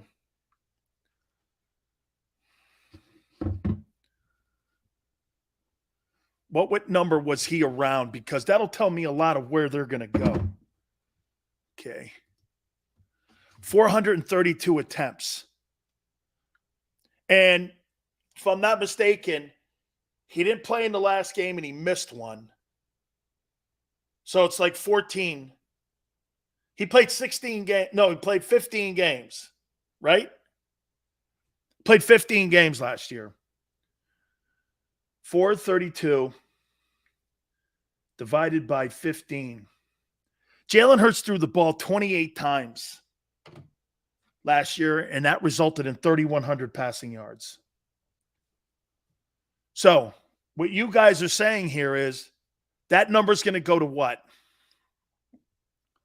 And Tone, that was fantastic what Tone just did. For context, Patrick Mahomes threw the ball 658 times. 658. 658. Averaged 38 attempts. What was the passing yard number, too? Tone, what was the passing number that he had in passing yards last year? 4839. Almost 5,000 passing yards. Okay? 658. Are you really going to put Jalen Hurts in a position to throw the ball 600 times in a game and think that's going to translate into winning 12 ball games with what we've seen so far? Do you feel, not you, but does Nick Sirianni feel comfortable throwing the ball with Jalen Hurts 600 attempts? With a team that led the NFL in rushing yards last year and was number one in rushing. These are all things that I'm talking how the coach has to, and I don't know how much the general manager is going to be influenced in this. But you've got to look. How about this? Tone, right? I'm talking reality here, right? Okay. Chris, 600 times a year. He threw the ball 638 times a year. That's what he's around. He threw the ball 638 times. Mahomes averaged 11.1 yards per completion. Hurts averaged 11.9 per completion. If he increases his volume, he does it. Yeah, but Tone, what was Mahomes' completion percentage versus Jalen's completion percentage? I mean, I'm just not going to have a guy throw the ball 37 times and the guy's 61% completion percentage. He's a tick above 60. I need that number to be around 64 and up for it to be competitive, for me to be able to say that we have a passing offense. Again, and this is kind of where I'm at right here. Mahomes was 66% completion percentage, and Hurts was 61. That's not terrible of a difference. But when we're talking about 11 yards with 600 attempts, right? So get this.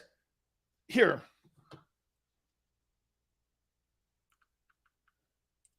Let me go here with this. 432 minus 658. That's 226 more passing attempts at 11 yards a pass. Think about that, how much that's in field position. You times that 226 times 11. And that's why you get Kansas City in the AFC Championship game every year.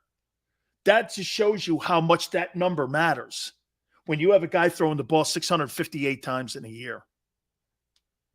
That's a lot. That's a lot to ask.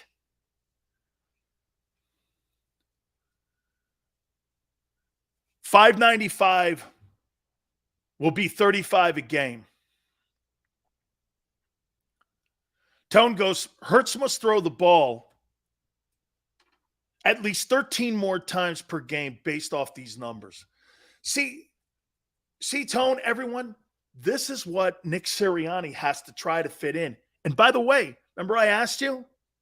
It's one thing for me just to sit here and go like this. Do you think Devontae Smith gets developed? Do you think A.J. Brown gets developed? Well, all of these throws have to go somewhere, and you have to be calculated in how you approach your game and your game plan each and every single week. Kenneth goes, Jalen can do it. Lamar Jackson career completion percentage is 64-1. Well, it's just 2 percentage points behind what Mahomes did last year. Numbers matter? Yes. Because you know what they do, Donald? Numbers put us in a trend, and they tell us a little bit more where we're going as an offense. That's why when I started the show off, do you guys, like I said,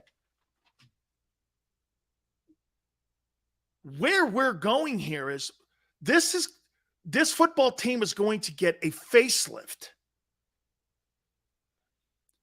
It's going to get a facelift this year. Bird Gang says, no, we are not Kansas City, but you want to be.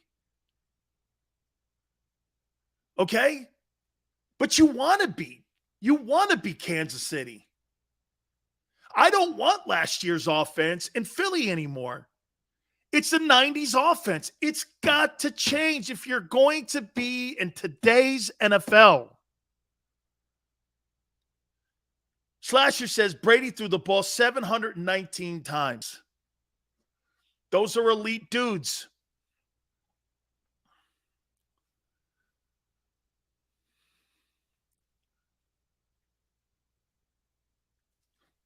Those are elite dudes.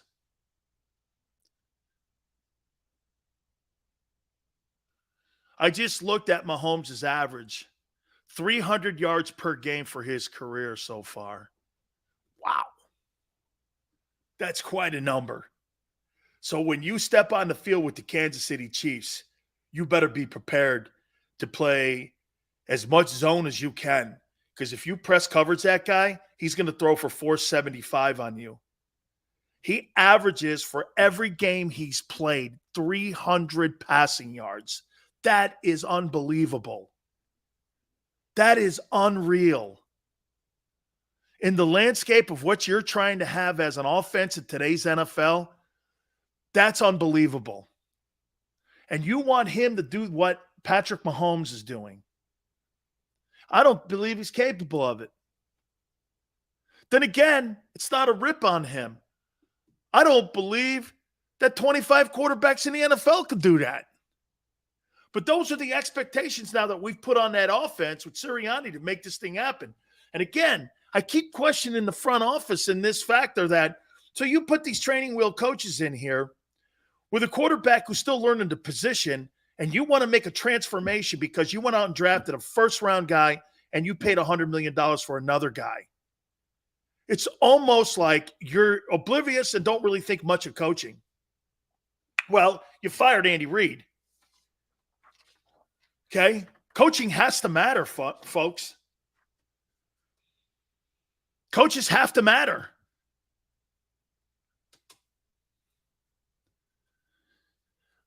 Hurts pass percentage jumps up from 61.3 to 64.7. Doable. Just by swapping Brown for Rager and adding one catch to Rager's production per game. Patrick Mahomes' career completion percentage is 66.1.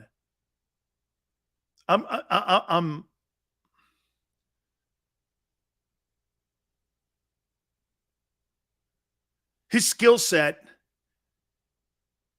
is not there. It's not a rip. Trevor Lawrence threw the ball 602. Trevor Lawrence threw the ball 602 times. Steven says last year we had one good wide receiver, and that receiver was a rookie. Well, Tua had one wide receiver last year, along with a multiple group of quarterbacks like Jacoby Brissett in Miami, and Jalen Waddle had over 1,000 yards and over 100 catches. Okay? If Jalen Waddle can do it, why didn't Devontae do it? Why didn't he? Jalen Waddle was the higher rated prospect coming out of Alabama. As a matter of fact, I think Doug Peterson's going to work his magic with Trevor Lawrence, and I think that game in week 3 is going to be as exciting, and I think it's going to be very entertaining to see what happens in that week 3 when Doug Peterson rolls into Lincoln Financial. Waddle's a hell of a player. Kenneth says, when you talk about Lamar Jackson's MVP year, he didn't even have more than 3,300 yards. His leading receiver had 850. Yeah, well, Kenneth forgot to add in he led the NFL in passing yards. Or he led the NFL in passing touchdowns that year at 36. Okay? He had 36 TDs, which led the NFL. And he also had, again, the 1,200 rushing yards. Okay, I get. I'm not going to dismiss that for Jalen and give him kudos for it. He did have 36 touchdown passes, which led the NFL. 602 in his rookie season. All right, hour 3. Guys, we're going to reset. I appreciate everybody coming aboard. I can't wait for 4th of July this weekend. Hey, hit the like button. We'll catch you in hour 3. Keep it right here on the National Football Show.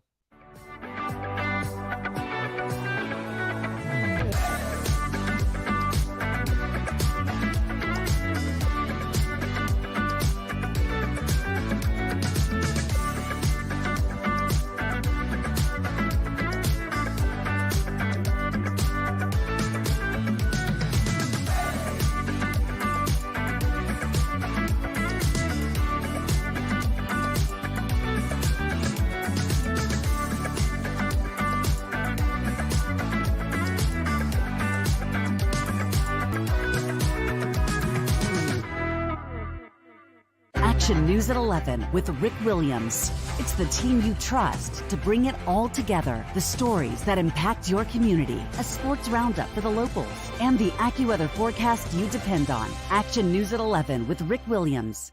All right, did you know I was the mommy slam dunk champion? Really? Yes, really, don't sound so surprised. Let's see it. Oh, you're ready. All right, here we go. Let's hear the crowd. So go to right, I go to left, fake a mom. Mama, go up, She did it. Again? You can't avoid gravity, but United Healthcare can help you avoid financial surprises by helping you compare costs and doctor quality ratings. United Healthcare. Uh-huh.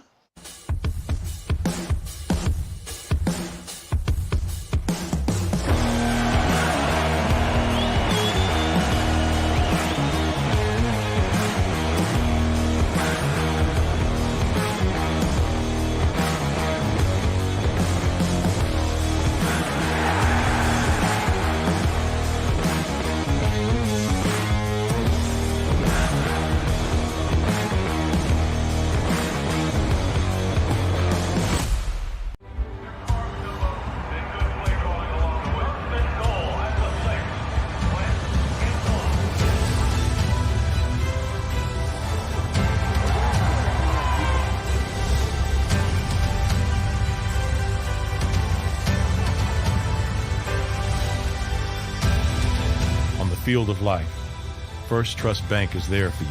Champions on 3. 1, 2, 3. Because Philadelphia dreams deserve a Philadelphia bank. Go for the midnight dares. Go for the game. Go for the hits. Go for the fans. Go for the win. Go to Ocean Casino Resort. Book your trip at theoceanac.com.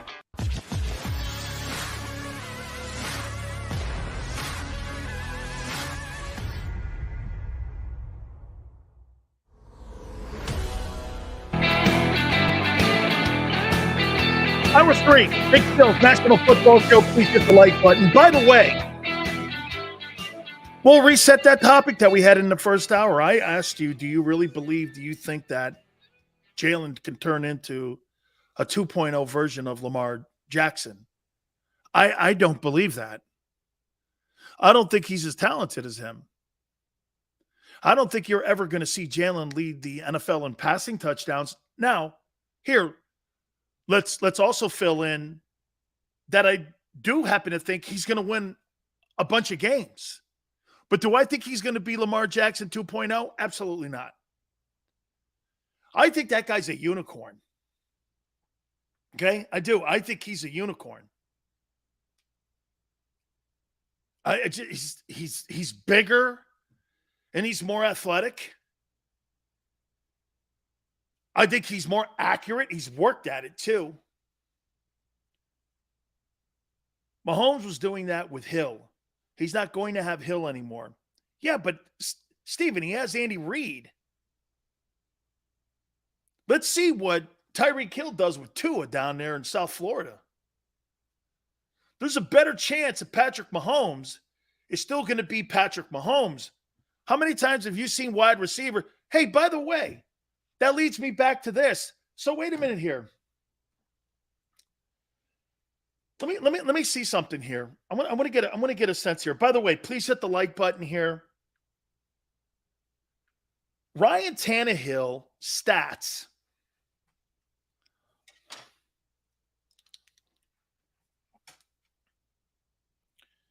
Okay, Ryan Tannehill. Last year, Ryan Tannehill. Wow. So Ryan Tannehill had a 67.2 completion percentage. This guy's almost 70%, Tannehill, and you guys say that sucks? He threw for 37-34. He did have 14 turnovers, 21 touchdowns. And he threw the ball 531 times.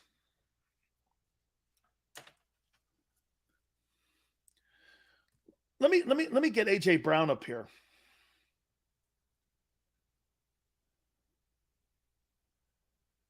AJ Brown stats.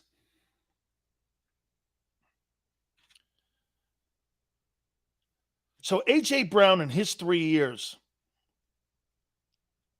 185 receptions for 2,995 yards and 24 touchdowns. Okay. He did miss 4 games last year. So let's do this.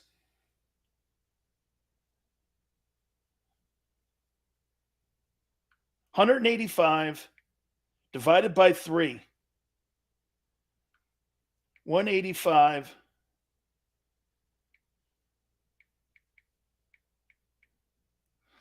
He averages 61 catches a year.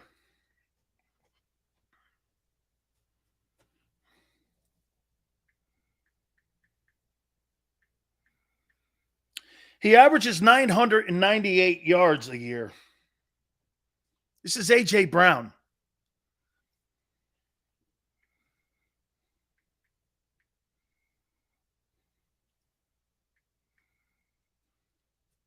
And he averages 8 touchdowns. So, with Ryan Tannehill as his starting quarterback, A.J. Brown has averaged 61 catches a year, 998 receiving yards, and 8 touchdowns a season. And you think that Jalen is going to have him as a 100-catch guy? 1,200 yards and 10 touchdowns when he's never done that in his entire career? How? Where are you getting this from? And you think Jalen's going to improve his numbers from a guy who was 67.2 completion percentage a year ago versus a quarterback? This guy had a higher completion percentage than what, let me double check here. I think he had a higher percentage than what Patrick Mahomes did. Am I right, Tone? Tannehill had a higher percentage and completion percentage last year than what Mahomes did. Oh, on the way to winning the AFC's number 1 seed and getting the opening round bye.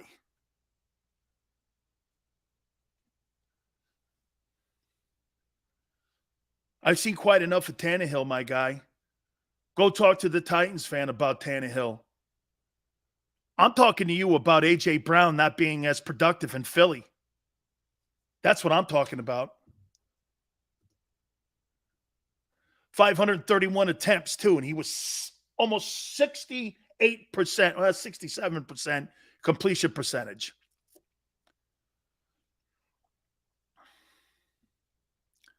I see where you're going. Hurts hopefully will be Yale. Hurts has to be dramatically better. Hey, and Steven, without Henry for 9 weeks. And without AJ for 4. Look at what Tannehill did. As he was 67.2 completion percentage a year ago, throwing for 3,700 yards, getting the number 1 seed overall in the AFC. He did that without Henry for 9 games, and he did that without A.J. Brown for 4 games. And somehow, miraculously, A.J.'s going to improve his numbers in Philly. I don't like the fact that he threw for a lot of – I thought 14 picks is a lot, especially in today's NFL. Yeah, hey, Kenneth, and by the way, just so you know, I'm not sitting there saying that, hey, guess what? You know, Ryan Tannehill, this guy's elite, this guy you want on your team. And that's not what I'm saying. I'm more talking about how do you understand the leap that you're going to have to see here with Jalen here? If Hurts can be a reliable passer as Tannehill and add it to his own athleticism, that's something I could commit to. That's a lot, Tone. That's a lot. I just want him to be smart with the rock and get better. Hey, GT, I really, you know what? You're right. Also, too, putting the ball on the carpet has been an issue. Can't have that. You know what's funny? I don't really mind the picks. If you're trying to throw something into double coverage or what have you, as long as you know where you're going with it. I'd rather see Jalen Hurts have a pick in a game because that'll tell me if I know that he knows where to go with the ball than drop it on the carpet in a fumble because he's running for a first down. That doesn't tell me anything about his skill set as a quarterback. Okay? But if he drops back, how many times have you seen quarterbacks and the receiver runs the wrong route, gets tipped, what have you, but you come away with it doing this? Well, he knew where to go with it. See, that's also the fundamental stuff that Nick Sirianni also has to bring into the mix here.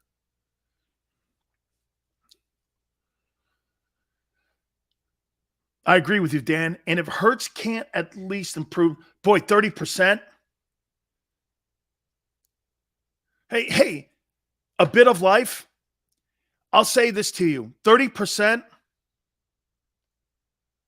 30% increase. Tone, what was he at? 3,100 passing yards? If you increase that 30%, are we talking about 3,700? Somewhere near 37.5?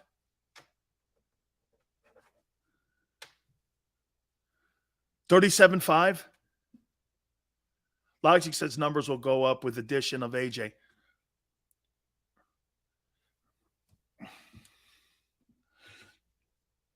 $4,030? Okay. I think so. A bit of life, 30% increase. I think that's where it's got to be for them not to decide to go and get a quarterback in next year's April draft. Okay? I do. I think you hit it. I think if he doesn't, is that fair, Tone? If he doesn't improve 30%, between 20, how about this? Between 25 and 30%, if he doesn't improve, they're going to get a quarterback. They're going to get a guy. Okay? Tone says if he doesn't hit 4,000 yards, he believes he's out. Hey, Big Sills, the weekend is here, and it's almost time for you to throw back some ice cold Coronas. Thank you, JJ. Already on my mind, my friend. Rocky, 30% is a big ask, but you've invested, but you've invested so much. First round guy on the right side, $100 million on the left side. Hey, how about this, guys? How many more years do you think you have that O-line intact?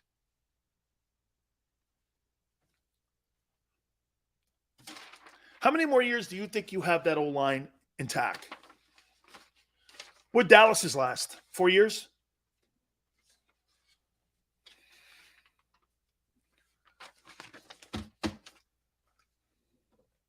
How many years do you think the offensive line in Philadelphia? 2 years. Well, let's just look at it there. Kelsey's gone next year. Say Amalo might be gone. Shit, you could have part of your offensive line start to be broken apart as early as 2023. You got Lane Johnson. How many years do you think Lane's got left? 2? Watch this. Kelsey's got 1. Kelsey's got 1. Say Amalo, we really don't know. Say 1. Lane, 2. Left side of your line's intact. So you got an offensive line right now that is coming down the window where you have 1 or 2 years remaining with that group of guys that you have the best group in the NFL, and I do believe that. I think the best offensive line in the National Football League. Hey, how can you say 4 years when guys are leaving? How can you say that? When you look at, again, a scenario here where Kelsey's gone next year. Say Amalo, you're not sure if you're even bringing him back next season. Then you got Lane. Lane's probably got 2 years left. Where's 4 years? Lane is 32, but I think he wants to stop. Yeah, that's why we're saying, Tone and I are saying 2 years. 1,500 more yards this year. 1,000 to Brown, 500 to Goddard. So you're going to add 9, 10, 11, 12. So you think Goddard has 1,300 yards this year? He had 8 last year. He had 8 last year. Do you keep Dillard and move Milan to right tackle? No, I need a left tackle. My left tackle is my most important position on my offensive line next to my center. That's why they drafted a guy in the draft this year. Replacing Lane is probably the biggest need next year. That's why that's why this is important. And that's why this is important what we're saying here. Because if Jalen balls out, I'll go get an O-lineman next year in the draft. One of the top kids from Georgia or Ohio State or from Alabama. And I go get me and I replace Lane Johnson. Look at that. I could go and get Lane Johnson's replacement and I can have Jason Kelsey's replacement and I can continue. I'll tell you one thing that the Eagles do, and it's very smart. Very smart. You know what that is? They're not going to go back to what happened during the Randall Cunningham years. And you know what the Randall Cunningham years were? The Randall Cunningham years were very crappy old linemen. Okay? And Randall never really truly had a chance. It was a deficient O-line. But you know what? The former owner didn't want to pay Norman Brayman for 5 guys. Do you understand something here? All your millionaires are in your O-line. Okay? There's 5 of them. It's your biggest millionaire group because you have 5 of those guys.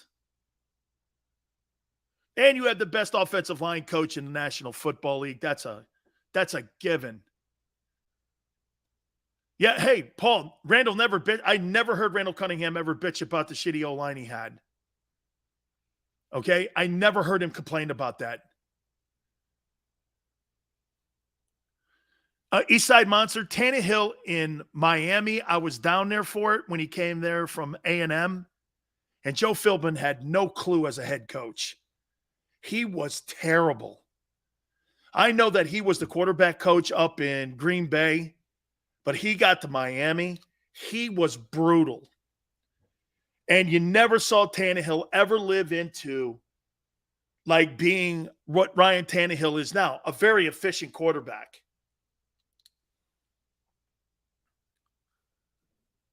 Coach Stoutland will not be here forever as well, could retire within 5 years. Guy's incredible. One thing I love about my team, priority, Seth, is D and O lines. See, get this. Guys, maybe I'm looking at this wrong. How important is it for Howie to have an elite quarterback? How important is that? He's won more. Get this. And Tone will correct me. He's won more playoff games than any team in the NFC East since 2000. He's won 2 NFC championships. He's won a Super Bowl. They're competitive pretty much every year. How important is it to have one of those elite guys when you can win with Foles and with Jalen Hurts? Maybe how he looks at it is this. What's been the number one? You know what? And I'm learning on the fly here and how he runs his team. Tone, correct me if I'm wrong. Howie's number one priority is not finding an elite quarterback or a franchise QB. You know what it is? It's finding elite O-linemen. That seems to be the number one priority.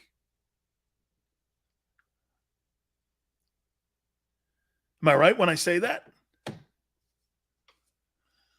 I see Hurts being a franchised and Howie drafting another quarterback in the next 2 years. Howie will be scouting the NCAA guys this year very diligently. I just addressed your entire dispute with my argument.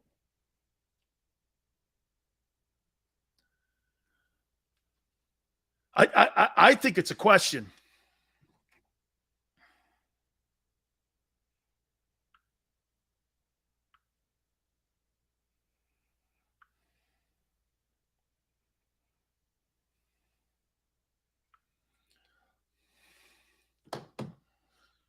They want me to recruit a kid. You guys want me to tell you a little inside stuff going on right now?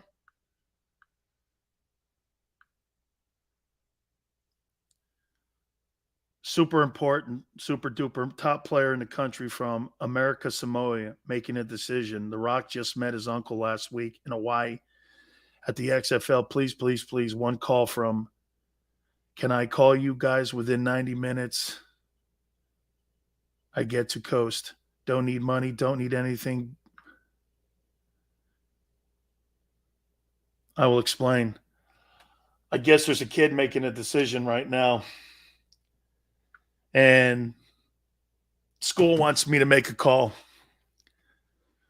to the kid.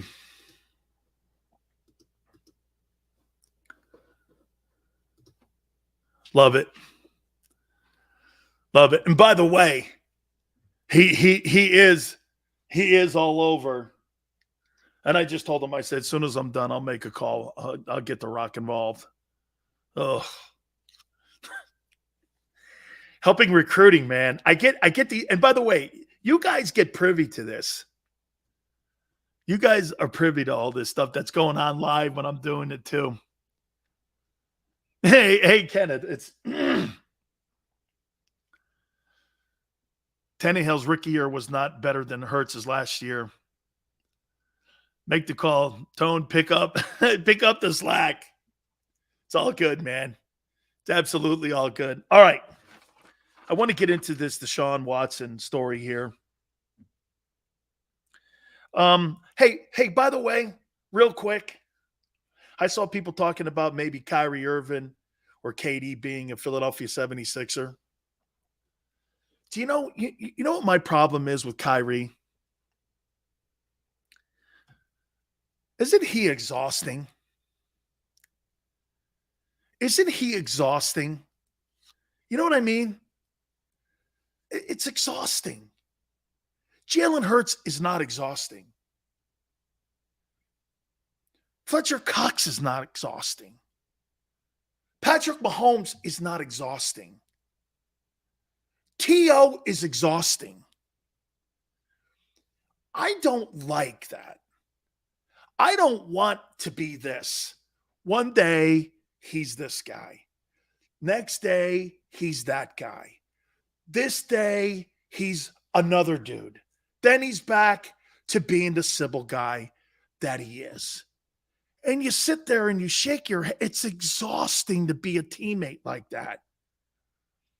That's exhausting. You don't know what you're getting each and every single week, every single time you show up and you go to work. You feel me? He's exhausting. AB's exhausting. But here's the difference, Jeremiah, why I would want AB on the Eagles. I'm not paying $500,000 a game like I am for Kyrie Irving and building my franchise around AB in Philly. If he starts crapping the bed, I fire him with no expense, no draft choice, no harm, no foul. He's not going to upset my locker room because he can't. He doesn't have the equity in the league any longer to do that. If this was 100 catch, AB, and 1,500 yard, AB, he would have that equity. He doesn't have that equity. Kyrie, you do this. He'll drop the 50 Jaeger on you, and you'll go like this to him. Man, this guy's great. This guy's spectacular. And then the next day, he's like, hey, I got to take a week off because, they're protesting about overfishing the Hudson. It really affects me. And you're like, what? Come again? What are you talking about? It's exhausting. Kyrie, man, he's exhausting. AB to back up Hey, I said this before. A.J. Brown, Devontae Smith, AB in the slot, and your tight ends, Dallas Goddard. Where am I going wrong there? Where am I going wrong there? Show me where I'm going wrong. How's that? Hey, that even sounds scary. Tone, follow me here. A.J. Brown, Devontae Smith, AB in the slot, Dallas Goddard at tight end, number 1 O-line. Yeah, that sucks. That sucks. And you get him on a league minimum deal. Yeah. Tone's like this. Geez, sounds like my fantasy league team. Right. And you get him on league minimum. Right? So you're saying you'd rather have Zach Pascal? Oh, okay. I'd rather have Zach Pascal. Yeah, I mean, I had to say that about Kyrie Irving, man. Look, I get the fact that he's so spectacular.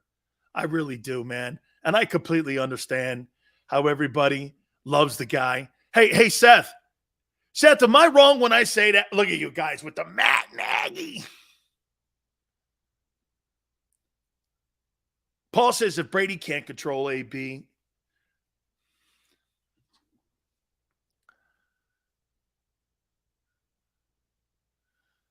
the league would go nuts. Hey, and you'd be must-watch television. Also has an awesome channel. No, Michael, you can't have Tyler. He's going to New York or Carolina. You guys have already told me, man. You guys have a problem with it. Yeah. Zach Pascal. Right? Tone is standing in for Xander. Yeah, I have no idea what Xander is. I think he's gambling. Get Brown, Howie, please. AB. God, can you imagine having that guy on your football team in the slot? Hey, how about this? Do you think AB plays this year? I do. I do. I think he plays this year. I don't know where. Hey, how about this? What if he lands in Baltimore and he plays with and he plays with Lamar Jackson? You have him and Edwards. He takes over for Hollywood Brown in Baltimore. One above all, I don't want him. Then he goes to Baltimore and they go 14-2 again, or 14-3, whatever. Plus, AB is must-watch television. He totally is. All right, guys, do me a favor. Hit the like button. Keep it right here on the National Football Show.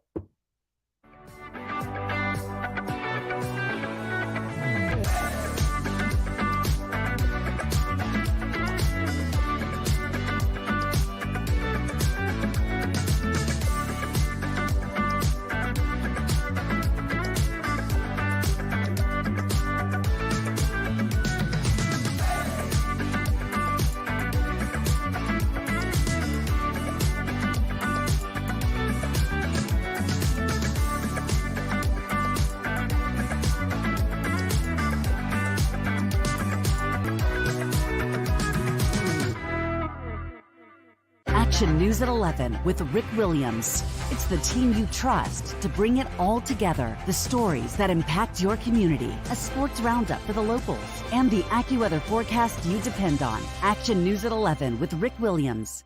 All right, did you know I was the mommy slam dunk champion? Really? Yes, really, don't sound so surprised. Let's see it. Oh, you're ready. All right, here we go. Let's hear the crowd.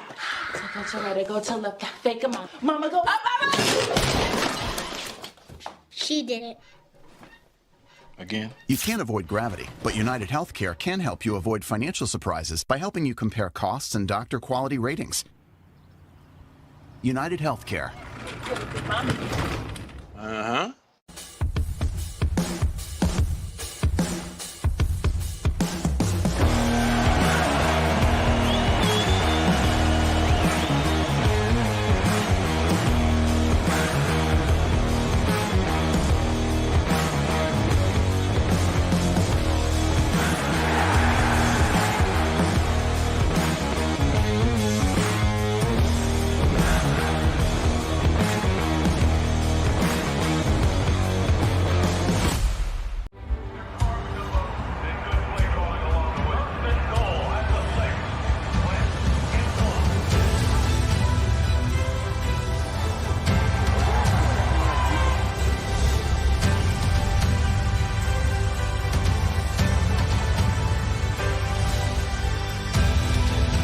Field of life, First Trust Bank is there for you.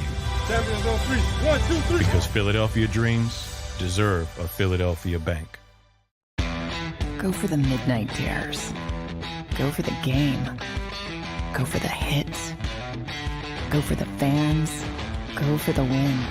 Go to Ocean Casino Resort. Book your trip at theoceanac.com.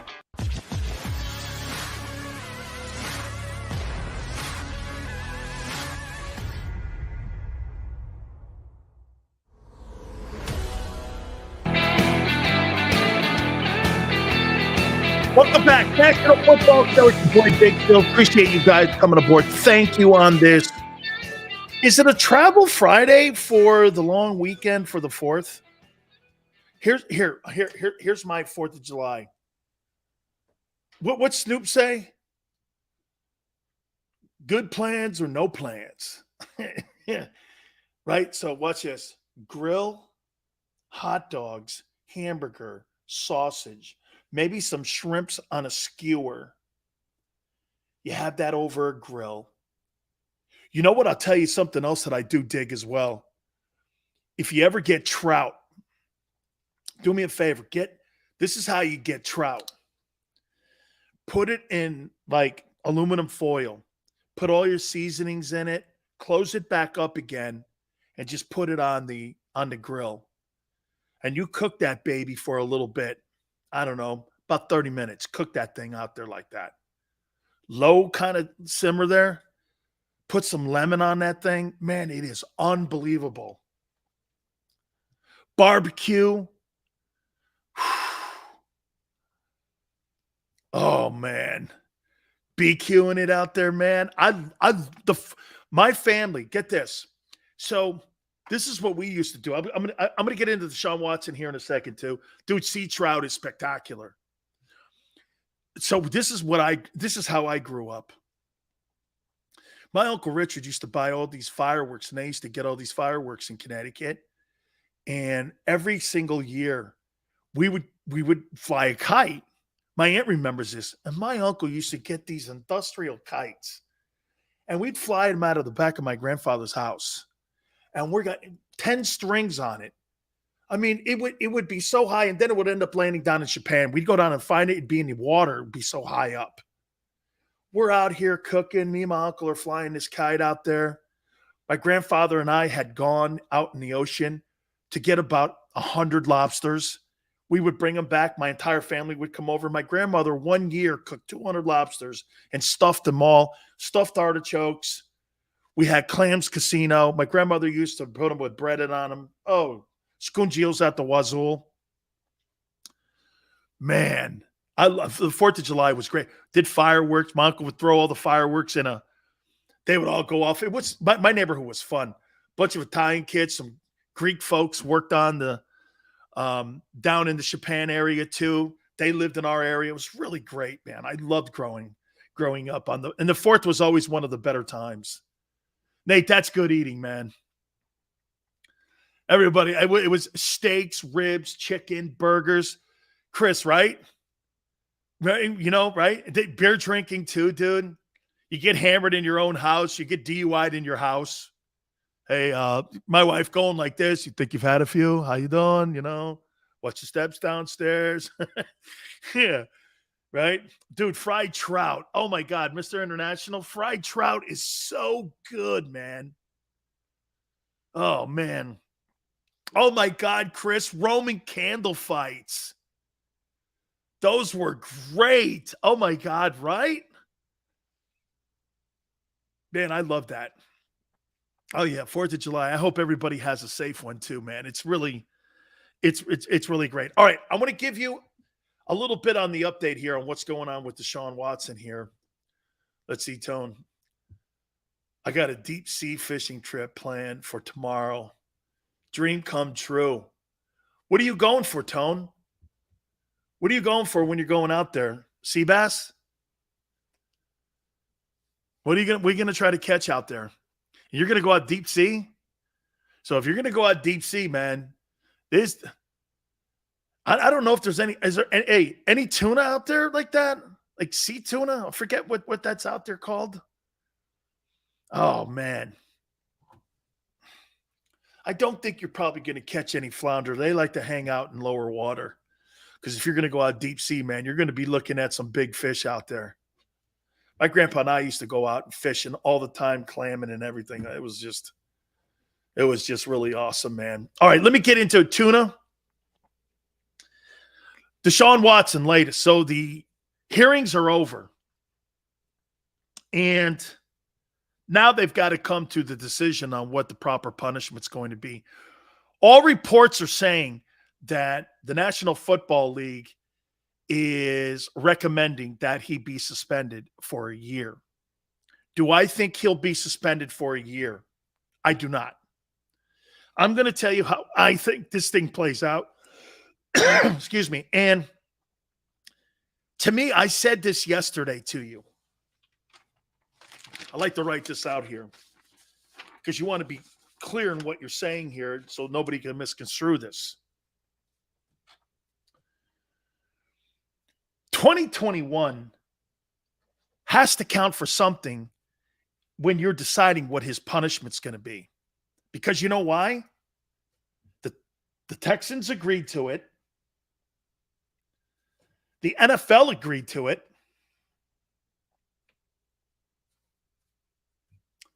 Deshaun agreed to it.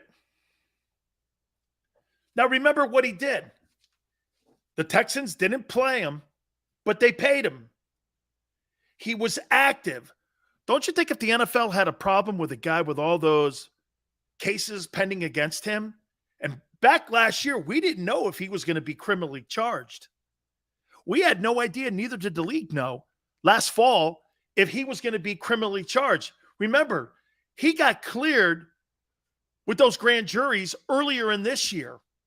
So they had no idea. So the Texans, the player, and the NFL all knew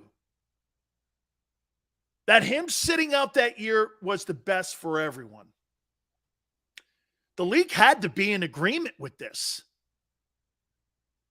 They had to be in agreement. All three of these people. Am I right? Wouldn't the NFL, if they had a problem with it, go, hey, why don't we put them on the commissioner's exempt list? They didn't do that. The league had to know. Fast forward with me here. Okay? So that means all three of those people were in cahoots with one another in 2021. If I'm Rusty Hardin and I'm the agent for Deshaun Watson and I'm with the NFL Players Association, I say this to you. Well, quite frankly, that was all in agreement. Question: who represents or advocates for Deshaun in league hearings? Does the NFLPA have a staff of lawyers that advocates for him? Absolutely, along with your personal attorneys.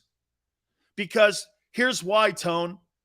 The personal attorney may not know all the bylaws that are in the collective bargaining agreement.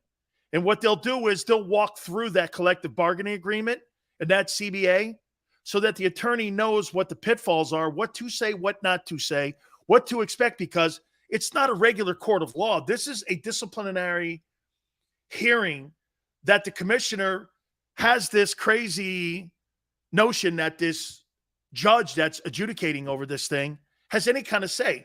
She doesn't. She's going to eventually turn this over to the commissioner, and the commissioner is going to wield his wand whether or not this is going to be a case where they do this. Year suspension, 8 games, 6 games, what have you. This is all going to come down to the commissioner anyway. So what I think is happening here, they're probably going to take the weekend here to take all the intel in and to, again, it doesn't matter if he's guilty or innocent here. It matters how the league looks. He's already guilty. Deshaun Watson will never cleanse himself from this conversation ever again as long as he lives. He has been found guilty in the court of public opinion. No matter what that is. But that matters to the NFL. That matters to the league. So the league is going to probably, because look, they want to be publicly perceived like they're doing something here. Now, after I told you all this, Texans, NFL, and Watson were all in cahoots with one another. Now we add in the Browns. The Browns gave him $230 million in guaranteed. They theoretically gave him a raise. He's making this year $46.2. He's the second highest paid player in the league next to Aaron Rodgers. Texans got draft choices. Cleveland traded, knowing full well that they were kept in conversation with the league, the Texans, Watson's people, and the commissioner. So here's where I think they go. And I said this the last couple days here. I think what they do is they come out, they want a year suspension. They'll appeal it. The appeal will drag into the offseason. I think in the offseason, he'll have to come to an agreement where he's out 8 games. I think he's going to be suspended for the 2023 season, 8 games. Potentially, now, potentially this also has been raised.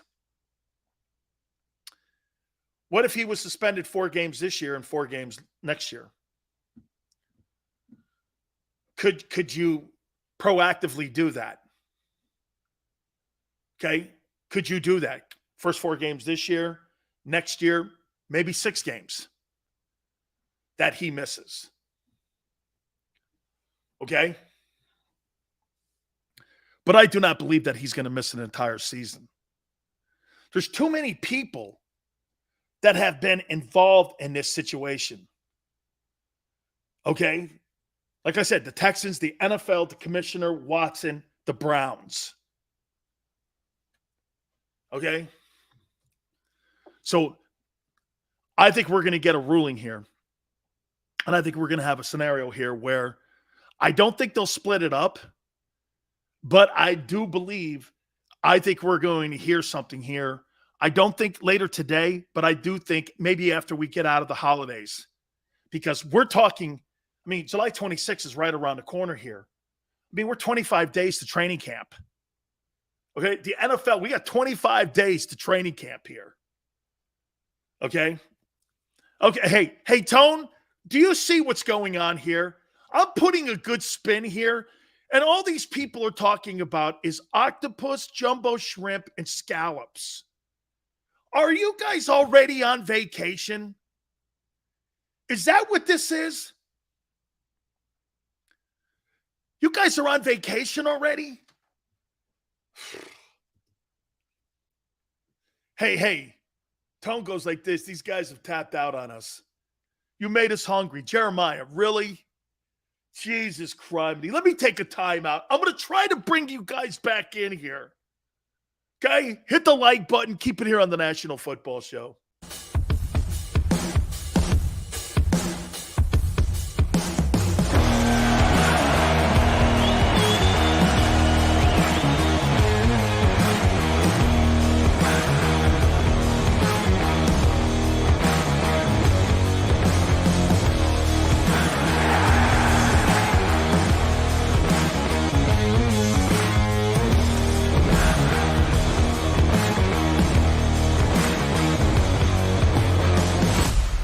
After a car crash, the big insurance companies you see advertising on TV, they may try to downplay your case and might say it's only a fender bender or it's just a herniated disc. I worry that some law firms fall for this BS. Not us. We put ourselves in your shoes and ask, what would it be like to be in your pain for the rest of our lives? $1 million wouldn't be enough for me. There's only one Morgan & Morgan. ForThePeople.com.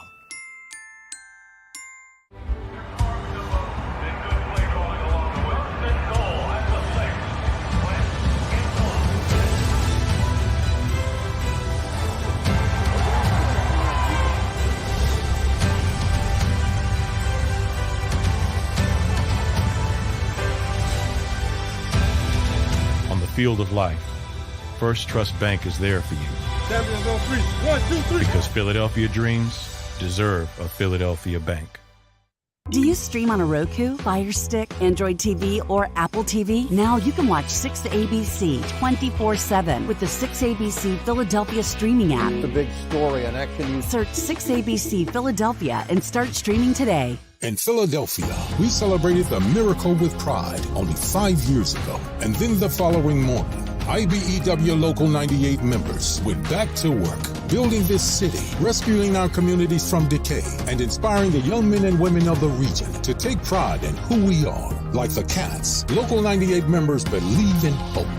To learn more about who we are, what we do, and career opportunities with Local 98, visit us, IBEW98.org. At Stateside Vodka, every new customer gets the world's best rocks glass. Free. What's that? A rocks glass? You're telling me that bottle is cut in half? You could say that. Holy shit. And you're telling me I can get one of these glasses for free? That's right. One free rocks glass per customer with each first-time purchase of Stateside Vodka. So good, it just disappears.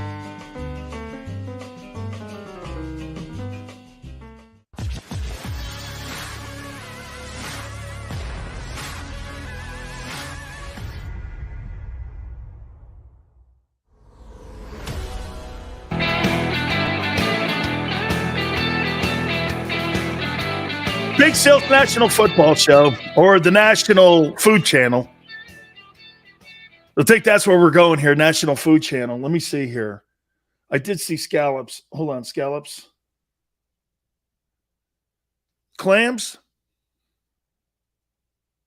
Steamers, right? The Big Sales don't eat possum or squirrels, dog. What do you think? I'm Jeff Robodine? What do you think? I'm Daniel Boone? Big Sales don't eat squirrels, man. Hey, I don't eat squirrels, dog. Michael goes, hey, Sills, I've been on holiday since 2:30. All right.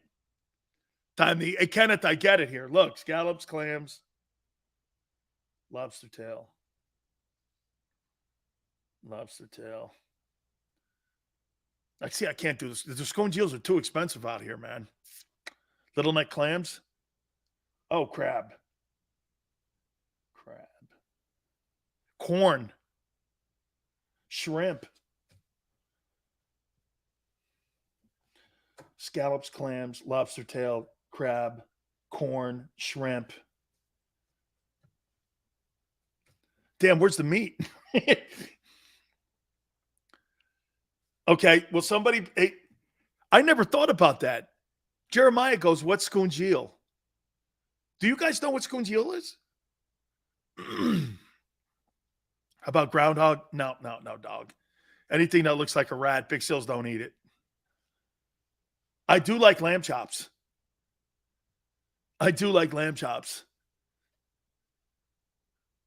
Do you guys know what scongeal is? Every time I bring that up, I wonder if you guys know what that is. I love Hurts, but as far as him doing what Mahomes does, I don't think he can. Joseph, I don't think he has to do what Mahomes does. I think he's got to be, like you guys said today, I think he's got to be between 25 and 30% better than what he did a year ago. And I agree with Tone. If this guy doesn't throw for 4,000 yards, he'll not be the starting quarterback next year. You can't have your window's closing on your opportunity to win a Super Bowl if he can't throw for 4,000 yards. Now, again, he wins 12 ball games, gets to the NFC title game. They're going to have a decision to make on how much to pay him.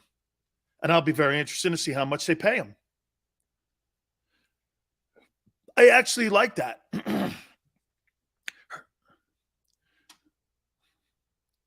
Sydney boy. Hey, man.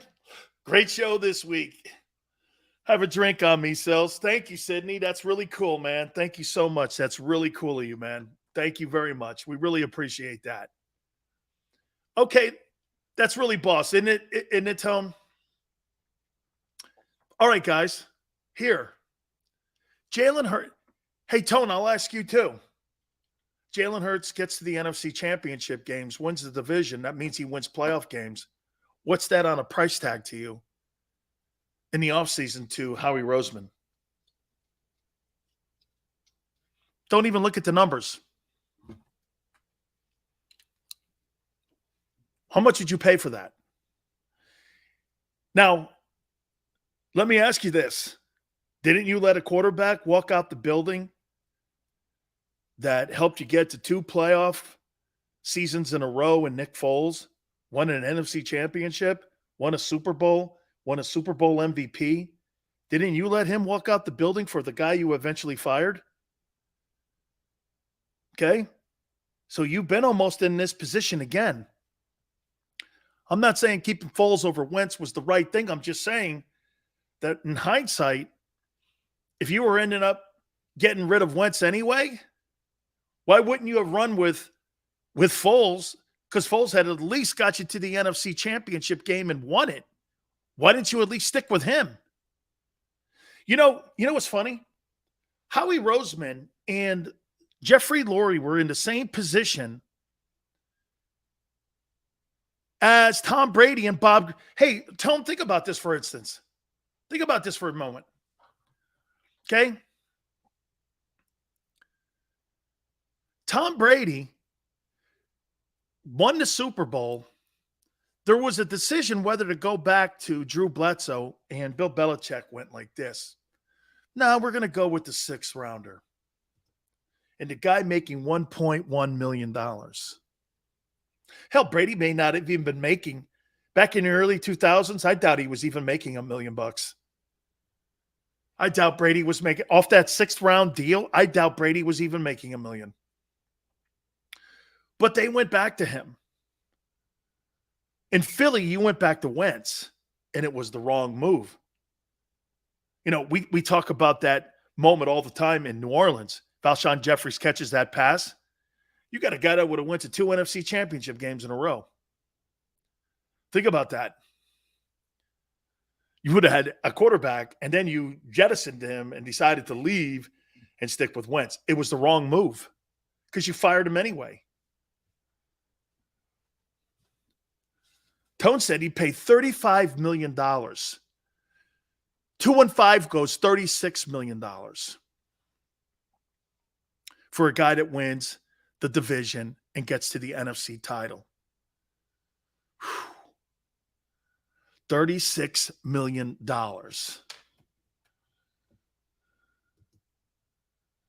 Brady was, get this. So are you kidding me, Tone? When he won the Super Bowl, Tom Brady was making $372,000.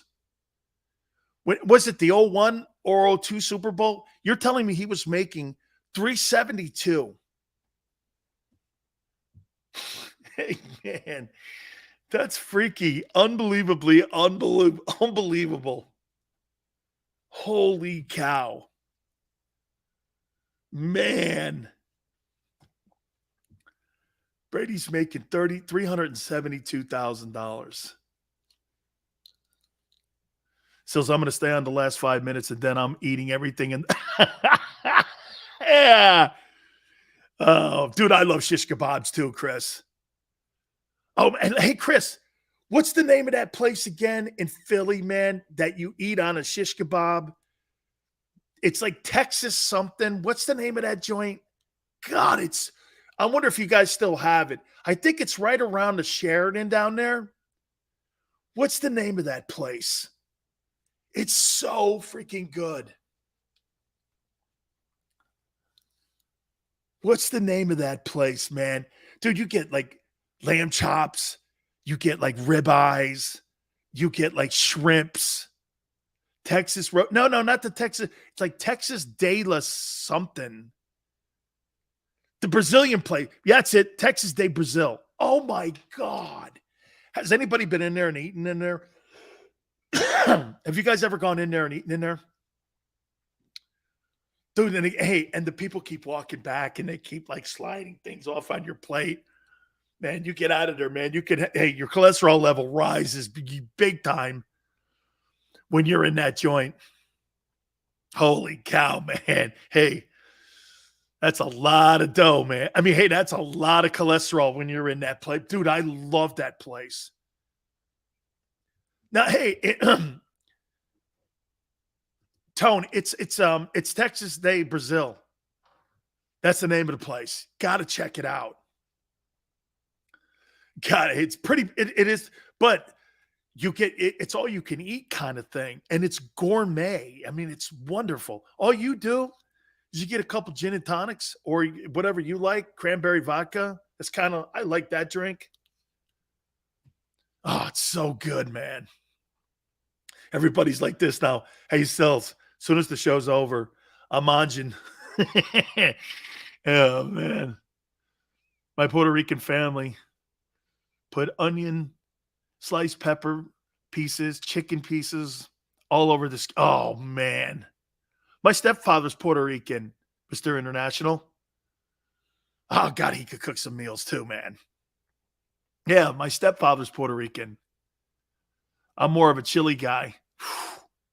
Not like a chili hot dog. But I don't know, chili hot dogs on the 4th? I don't know.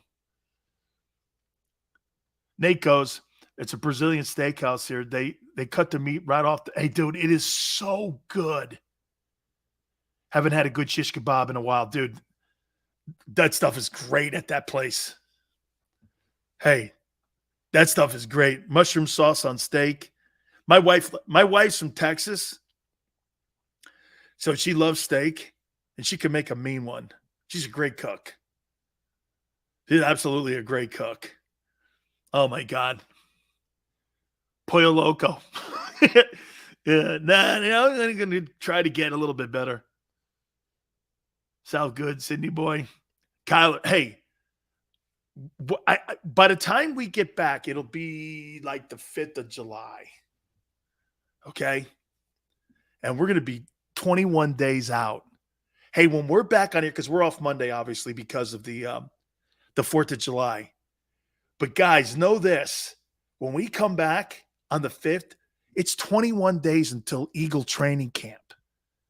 And I think 90% of the NFL teams I think they report on the 26th or 27th. I think the Bucks are the 27th.